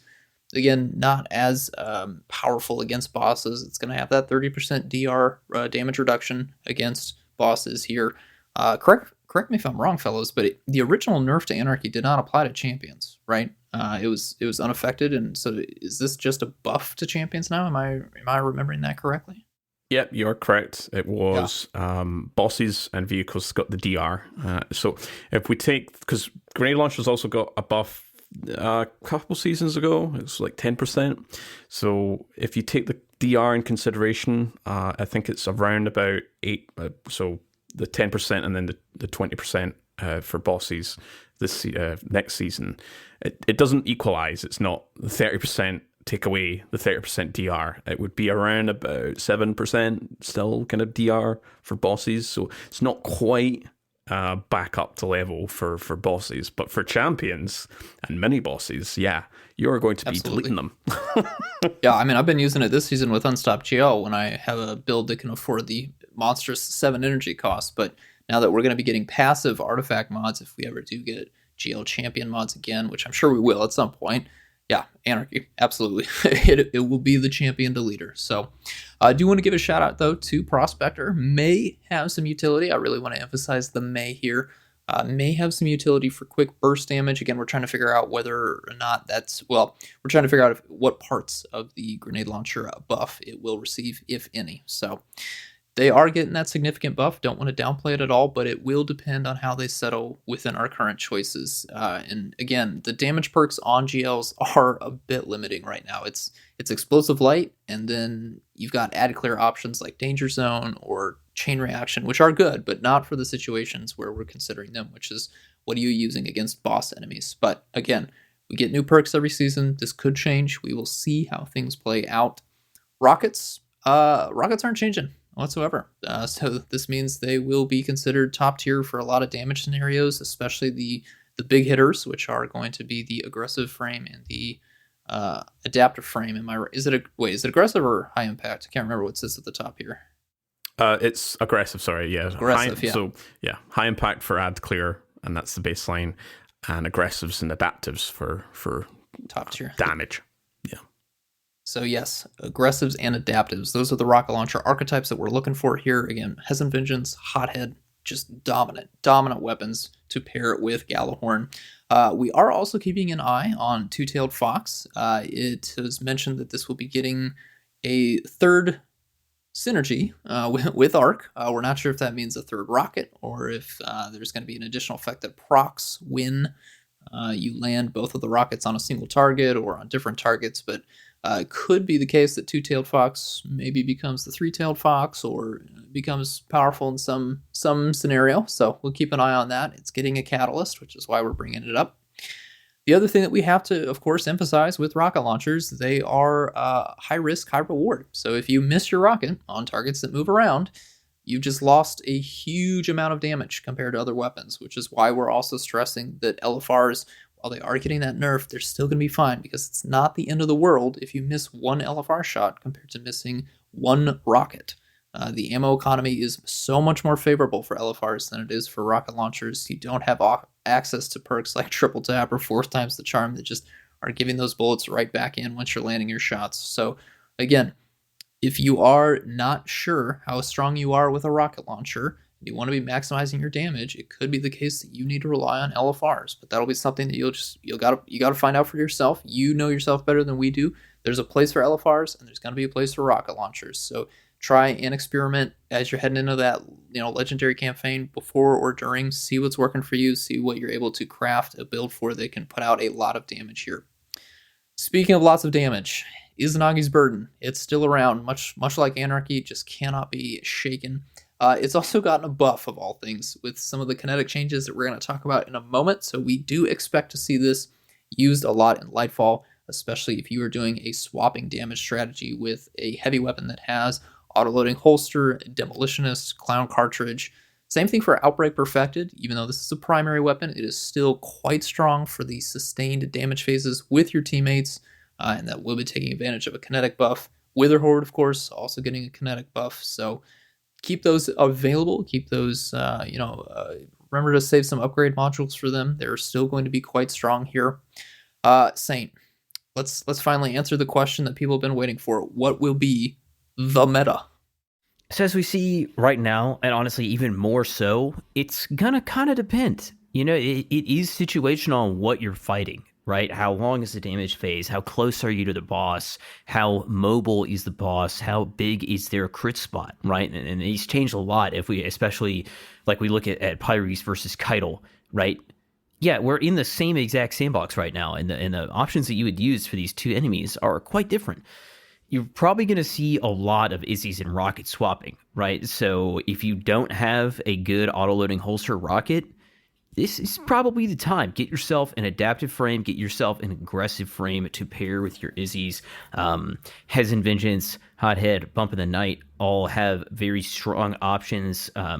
Even the Blowout, has strong options. If you have been just absolutely grinding the Crucible, there's pretty good odds that even if you never got a Hothead, you probably get a pretty good Blowout roll at some point in another. There is a note here about basically the way that perks work on weapons when you swap off of weapons to use another weapon. So let's look at our Izzy swapping scenario. If you're using Vorpal on your rocket launcher and you shoot the rocket and you swap to Izzy's and then you shoot Izzy's and the rocket hits around the same time, the Vorpal is actually not going to apply from the rocket launcher. The buff from Vorpal of 10% will not apply when you hit the rocket because you're not actually holding the rocket. But there are other perks that aren't just active strictly when you're holding the weapon. So like Frenzy and Explosive Right remain active, and they do buff the rocket even when you swap off. I think that part of the thought here is that Vorpal is only applying to your weapon damage when you're holding the weapon, and the perk is considered active. But Frenzy and Explosive Light can be activated and or stacked up when you are not using the weapon, right? You can just be in combat activating Frenzy, then go to your heavy weapon, whatever weapon it is that has Frenzy on it, and it will be up. Maybe kind of driving this here, but just a note that if you are going to be swapping, you do want to stick away from Vorpal and probably, if you're using a red herring or a bump in the night, Frenzy is good. And if you are going for, if you're going for a hot head blood, anything like that, definitely go with Explosive Light because it is just such a nice buff. If you want to have a really nice, cohesive, comprehensive guide on rocket launchers, you check out Court's infographic. It explains why adaptives and aggressives are what you're looking for. It explains how field prep affects them, what traits you can usually find where, all of their typical stat profiles and all that stuff. So definitely check that out for a little refresher on why these are the things that we are recommending. All right. We're not even done, honestly, with the weapon tuning. We've got some more stuff to cover here as far as our weapon changes for overall. It's kind of the big DPS meta, but we have some other changes coming up. Court, what can you tell us about all the changes coming to kinetic weapons? Why is Burden so hot now again? Yeah, so this is very much but wait, there's more. Yes, kinetic weapons are getting a buff. We have said many times on the podcast, and the general sentiment with the Destiny community is that kinetic weapons need some help. And boy, they are getting some. And some kinetics didn't need them. So the damage multiplier is increased from 1.05x, that's 5%, to 10%, that's 1.1. And that's versus unshielded combatants in PvE. That is for... that's primaries. For specials, the damage multiplier is increased from 5% up to 15%. Again, that is versus unshielded combatants in PvE. For those stasis weapons that are in the kinetic slot, they will no longer have this 5% damage bonus to unshielded enemies in PvE. So to put this in context, elemental weapons were always really good against shielded combatants, even if they were mismatched. Kinetics were good against those who were the unshielded, so you weren't shooting a shield. Stasis weapons in the kinetic slot had a nice kind of bonus where they had both the elemental synergy against shields, but they also got the 5% kinetic bonus. So that's now going away. So it's just going to be kinetic weapons. Presumably this applies to Strand. We will, of course, be getting Strand weapons, but Stasis and Strand weapons will no longer have this 5% damage bonus. So yeah, 10% for primaries and 15% for specials. And this applies to every single kinetic weapon. Just a kind of recap of all the amazing kinetic weapons that we do have. Outbreak Perfected, Osseous Striga, Touch of Malice, Wish Ender. We also have Witherhoard, Arbalest, Izanaga's Burden, Bastion. As a final note here, there is a kinetic damage type perk coming in Lightfall as well. So we are certainly getting a uplift to kinetic weapons. On to some exotics. I will kick us off here. This is a big topic that we've been, requesting and talking behind the scenes. A lot of weapons are falling behind because they don't have the elemental synergy. For the Arc Blind, we have 2 weapons that are getting it applied to. And as a reminder, Arc Blind will be very good against Overload champions for stunning. Queensbreaker, the shot will now chain Arc Blind to nearby enemies. Not entirely sure what that chain thing is, if it's like a wrist runner kind of thing, if it's chaining across multiple enemies, or almost like an arc jolt, but it's not. It's Arc Blind, and it spreads across a bunch of enemies in a small range. And Grand Overture, the catalyst, which gives you the sort of bonus to the missiles, will also apply Arc Blind. So 2 weapons that I've been wanting for a long time because they explicitly mention blind are finally getting it next season. What do we have for the Solar Scorch into Ignition? Oh boy, we've some long-awaited Quite a lot. options that we were complaining about all the way back in Season of the Haunted. It's here. It's time to shine, boys. So as a reminder, Scorch into Ignition. This will be really great to combo with other Scorch sources versus Unstoppable Champions, because those are now stunned by the Ignition. So let's talk about some solar or solar-related exotics that are finally getting the much-awaited Scorch Ignition combo. Let's start with 1,000 Voices. Each explosion of the 1k voice shot, there are 9 in total, will apply 10 Scorch stacks. That is a total of 90 Scorch stacks in a single burst, because there are 9 explosions in the burst. With Ember of Ashes, this is increased to 15 Scorch stacks per explosion, which means when you land a full burst on a single target, you will trigger an ignition immediately as long as you are running the Ember of Ashes on a solar subclass. So we, all the way back in Season of the Haunted, asked, does this have an ignition trigger of some way? Is it just fit? And we finally got that. It is so awesome to see this. So landing a full burst on a single target, you will get an ignition if you are running the Ember of Ashes fragment on a solar subclass. If you are not, each explosion will apply a total of 90 Scorch stacks, which means you can still get the ignition, but you will need to fire 2 shots of 1k voices. This will basically mean that you can think of 1k voices as having an unstoppable champion intrinsic. This will be just the most efficient solar exotic weapon to get that ignition going relatively quickly. I mean, the 2 shots will still take some time, but if you're on a solar subclass, definitely consider 1,000 Voices. Throw on Ember of Ashes. It's already one of the better fragments for Solar 3.0. And just start igniting, man. Go off. So great to see a raid exotic get this. This is going to be a lot of fun. I'm going to be using 1k Voices next season for sure. Polaris Lance. The perfect 5th, that is the 4 precision hits, loads an explosive solar round. That explosive solar round will now apply 40 Scorch stacks. And they have clarified that with Ember of Ashes, it is 60 Scorch stacks. So that will be quite nice as well. Finally getting that Solar 3.0 synergy. Here's a surprise. Prometheus Lens already applies Scorch on a damage application. It's about 10 times Scorch stacks per 1.15 seconds tick on a direct hit. That goes up to 20 stacks, again, on a 1.15 second tick on direct hits with Ember of Ashes. The Catalyst that it acquired back in Season of the Haunted will now also give it Incandescent, so you get the Scorch on kill as well, which will be nice. So getting Scorch applied during a kill, and then after the kill, of course, getting Scorch spread to other enemies. That will make it a quite potent ad clear for Solar 3.0, I think. Sunshot, we've been waiting for this one.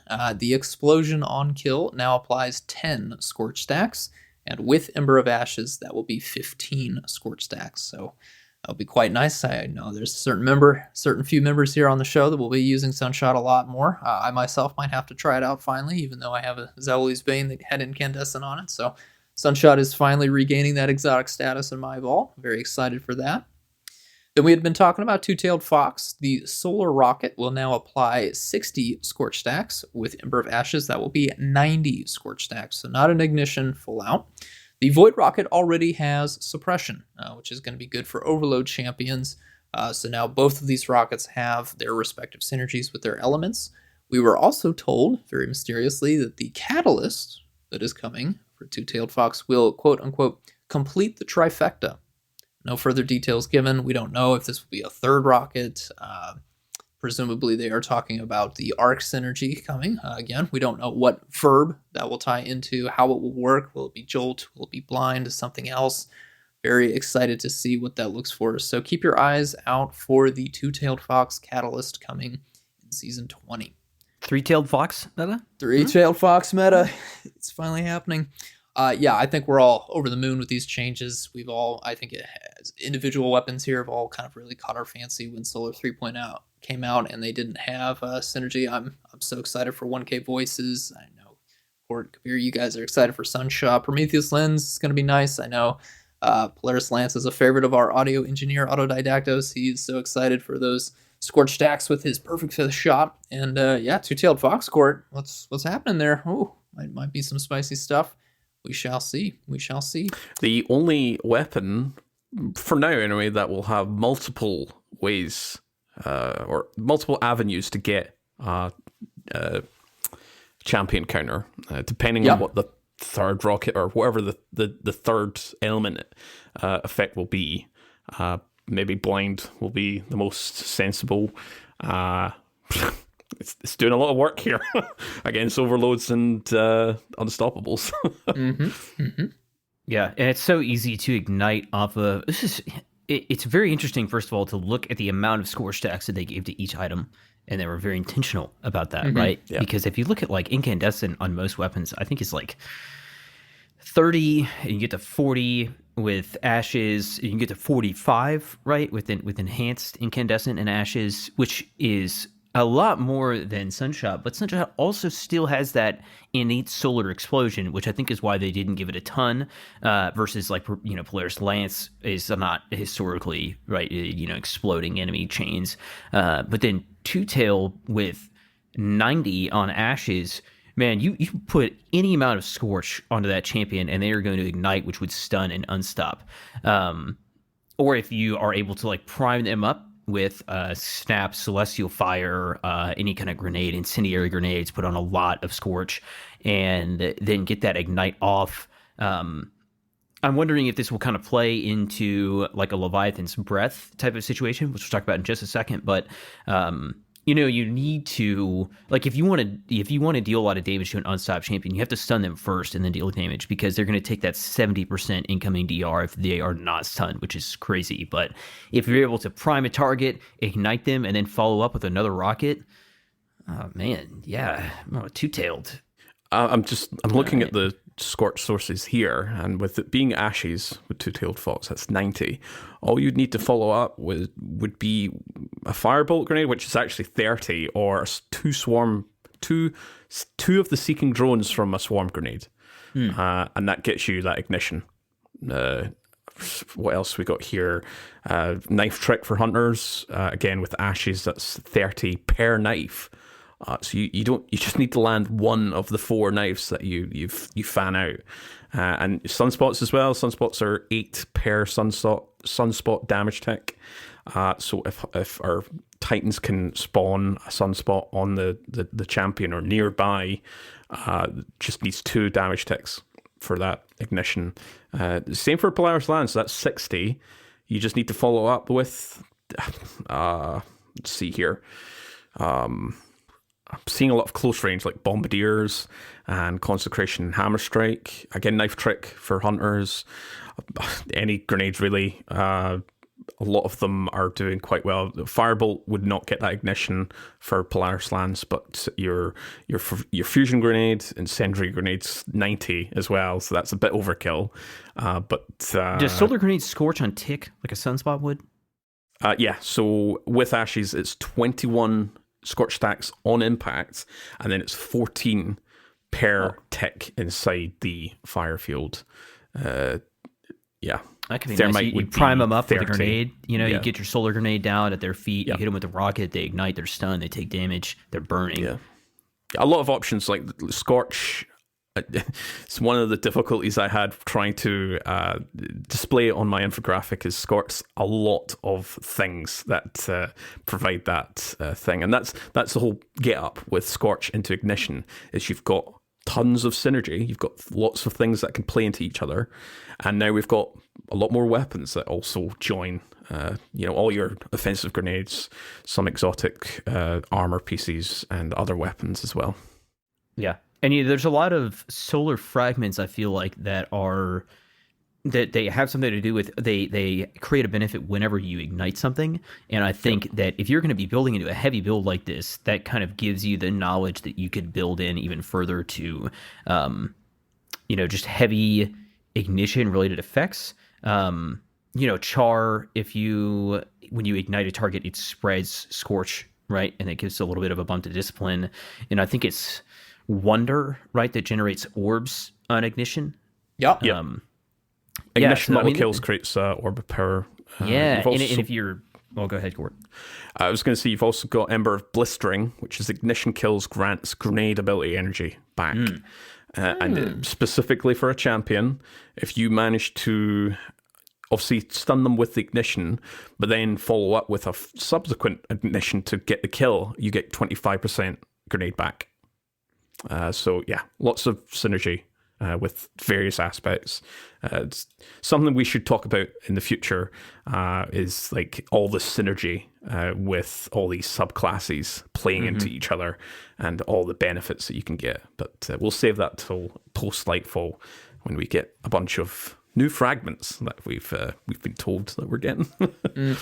Yeah, we know at least that was, I believe, the one that was like, if you pick up a fire sprite, it heals you, or it triggers restore or something like that. Yeah, restoration, something like that. Yeah. Yeah, ignition builds are on the menu finally, and will be a lot easier to get rolling consistently. So very excited to tap into that verb with some really awesome exotics. I mean, goodness sakes, 1K voices if you have it, man. Oh baby, oh, I'm gonna be going crazy. Let's talk about a couple void weapons. What's happening in Not voids, a ton here. man? Yeah, just a couple to hit on. The void suppression verb is getting added to the ruinous effigy transmutation sphere slam dunk attack. So when you use your heavy attack after you use ruinous effigy, it will apply suppression, which can stun an overload champion. All right. Okay, that's pretty interesting. So kind of keeps right in the same vein with Ruinous Effigy, just adds on an extra little bit of utility. You can use it in something beyond just like, base tier content. Next up, we have Leviathan's Breath, which, I mean, if you're, depending on the scenario you're in, this weapon is already quite good, honestly, especially with its Archer's Tempo. You can just stun somebody like Hargan, permanent like stun lock on this guy, and just lay into him with damage. It's getting a buff. All right, okay. Leviathan's Breath is getting Void Volatility. Now applies Volatility on Perfect Draw Impact. Its damage is increased at a base level, and it is also getting a 30% increase in damage against champions. This is kind of tricky, and I think that this wording is very specific for a reason, and it says it applies Volatility. It doesn't say it gains volatile rounds, right? This is not a volatile arrow. So I don't think that this is something that is going to pierce a barrier champion, but because it also already has Unstop built in. So it would be, it would be pretty shocking if they took a weapon that is already pretty strong. It's got its good Archer's Tempo catalyst. It can really stun lock high-end enemies. They're going to give it a buff against champions, and they're going to allow it to work against two different kind of champions. Yeah, I don't think so. I think where you'll see this come in is if you hit a Leviathan's Breath shot on a target and then you hit a follow-up shot, it will cause, maybe like a volatile detonation around them, clearing out some enemies near to them. Kind of like the same idea of you stun and unstop with an ignition and you're able to chain with char or something like that, and it clears out enemies around them. So not expecting that to work against barriers, but we are definitely expecting this to be a very strong option. It's already a pretty strong option in the right scenarios, and it's getting even better. 30% buff to champs. And it's going to be even higher because it's getting that bit of a basement adjustment to its base damage outright. Jeez, these poor unstops, man. Going to be dying to ignitions, going to be dying to volatility. It's just going to be exploding all over the place, little guys. Next up, we get some perk talk. We get some trait talk. When it comes to Strand, it is going to have functionality that works with Osmosis and Elemental Capacitor. Osmosis is pretty self-explanatory. And then Elemental Capacitor, it will gain 20 AE or 25 AE if it's enhanced on Elemental Capacitor, which is kind of different for every element, which, depending on who you are, this could be nice, right? This could be something that you're definitely seeking. Rewind rounds as a trait is being rebuilt to work on non-Vault of Glass weapons, so weapons outside of the Void Blue Pool, and will be appearing on more weapons in Lightfall.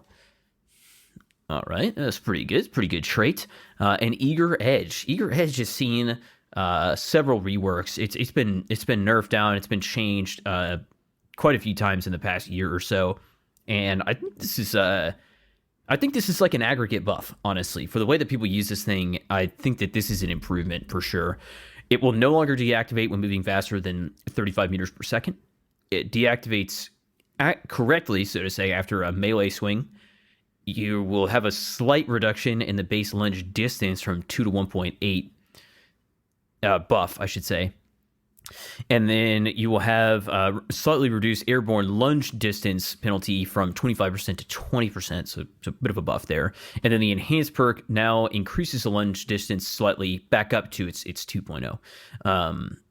overall, definitely feels like a buff to Eager Edge, and it's not going to have the weird deactivation where if you're going too fast, you just literally cannot activate the perk, and its airborne penalty is taken down a little bit here. Definitely, overall, seems like a good change. Blinding Grenades are now going to be renamed to Disorienting Grenades because of the kind of what we've been talking about over the past few weeks. It sounds confusing. It's confusing, right? When you say that blind is what counters a champion type, and then you look at your grenade and it says Blinding Grenade. Okay, well, yeah, logic would dictate that they're the same thing, but they're not the same thing. Their names are being changed for that reason to Disorienting Grenades to differentiate them. As far as we know, there are no other changes to Blinding Grenades other than literally the name. They're still going to have the same exact effect on enemies when they are damaged by them. And then finally, Vice Stinger. Vice Stinger trigger will now only reload 25% of the magazine instead of a full refresh. Pour one out, dude. SMH. Yeah, pour one out. Reeds, Taipan. Fire and forget. It's been cool. All right. It's been a good run, But, Vice Stinger is an obscenely strong perk. And my only thing that I'll say about this is that I'm a little bit disappointed that this change was to Vice Stinger and not to linear fusion rifles specifically, or special and heavy weapons. I don't really think that there is any need to change Vice Stinger on something like Funnel Web or Prolonged Engagement. Just seems unnecessary. But that's still going to keep Funnel Web and those 900 RPM Vice SMGs in quite a strong spot, no doubt about that, as far as just like general primaries go. 900 RPM SMGs, lightweight SMGs are still incredibly strong, and it's still a pretty good trait. We have just a few last things to hit on here as we kind of look back on all the changes. What are our upcoming kind of future changes that they have mentioned here? Go for it, Court. So we do have a full auto melee accessibility change coming up. Very nice. Just kind of joins the full auto weapon accessibility option we have. We're also getting some charge meters and exotic perk counters added in, just to kind of really flesh out our kind of user experience. And we're getting more balance changes. I think that's been quite... We've noticed that over the last couple of seasons. I think especially the Year of Witch Queen, where there's been a lot more regular changes across the board when it comes to weapons. So that's a nice one to kind of reiterate. And just to kind of really wrap things up for this episode, Merc was on firing range, as we've been kind of discussing throughout this episode. He confirmed that they are investigating primary weapon balance in PvE. So they are aware of complaints, kind of precision weapons. One of the questions was kind of directly asking about pulse rifles and hand cannons, how they feel kind of underwhelming right now. So they're waiting until post-Lightfall to see how things settle and then do a pass on primary weapons. And the goal is to kind of eventually bring up any underperforming primary weapons. I think we can all agree here that, pulse rifles can still... They can find their way in the sandbox, especially when we have stuff like barrier for pulses, which always seems to pop up like every other season. I think hand cannons do really struggle right now. No changes to rocket launchers. Merc said in Season 20, they anticipate rocket launchers likely going to be at the top for general DPS and damage scenarios, but as we've been discussing earlier on in this episode, where it really is situational when it comes to rocket launcher damage. But he did confirm we are getting a new rocket launcher perk coming in Season 21. Which is nice. Impetus, I'll pass it over to you to kind of tie things up. Speaking just briefly on sniper rifles, Merc admitted they are in a tough spot right now for PvE. They allow players to be safe when dealing damage, so Bungie is acutely aware of buffing them, and it can make them very powerful. Did give some example of the D1 days where folks sat in the back of the room, chipping away with snipers, and very little risk involved. However, they are looking at snipers. They're hoping to find some sort of middle ground where they are sufficient damage-wise, but don't invalidate encounter designs or other weapons. So they believe that the anti-flinch change from a few updates ago does help them out in that regard. They are definitely in a tough spot right now. Not Izanagi's. You're doing great, sweetie. Keep it up. You look great. You're getting a buff for some reason. Oh, to your damage. Okay. Yep. He also finally mentioned that Graviton Lance, Salvation's Grip, Rapid Fire Fusions, and Trace Rifles are being looked at for future buffs. Very excited for that. Salvation's Grip, your time is coming. I really hope so. Really hope your time is coming. And Trace Rifles, of course. I think, again, we think back to this past year, glaives have kind of been the one weapon that everyone thinks of as the new, but Trace Rifles have also been expanded. We've gotten more legendary options for those, and they're quite decent as a whole, but yes, they do need a few more buffs to really become top tier ad clear weapons, special weapons, that is. So very excited for that. And Rapid Fire Fusions, interesting to see what they could do. We've got one Rapid Fire Fusion that's going to be quite dominant next season, but excited to see what happens for that archetype as a whole. Very, very interesting. Yeah. All right. Well, that wraps up a lot of work here, Saint. You wanna set us off? Yeah, that is all for episode 49. Thank you for listening in to another episode of PvE. Thanks as always to our patrons and sponsors to keep the show going, published week after week. And we also want to thank our audio engineer, Autodidaktos, for helping us sound our best every episode. My name is Saint Kabir. You can find me at Saint_Kabir, Twitter, YouTube, hanging out in the Massive Breakdowns Discord. Court, where can our listeners find you? Yep, you can find me over on Twitter as @CourtProjects and over on the Discord server as Court. And you can find my documentation, infographics, stuff like that over on the Destiny Massive Breakdowns website, along with all the other great science documentation. We've mentioned MossyMax and MX and RokDC's documents. They're all over on the Massive Breakdowns website. Impetus, where can we find you?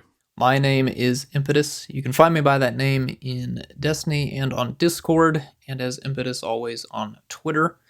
That wraps up the show for this week. Please let us know what exotic weapon, what change you're looking forward to playing with in Lightfall. We will see you next week to talk about more upcoming Lightfall news. Have a good one.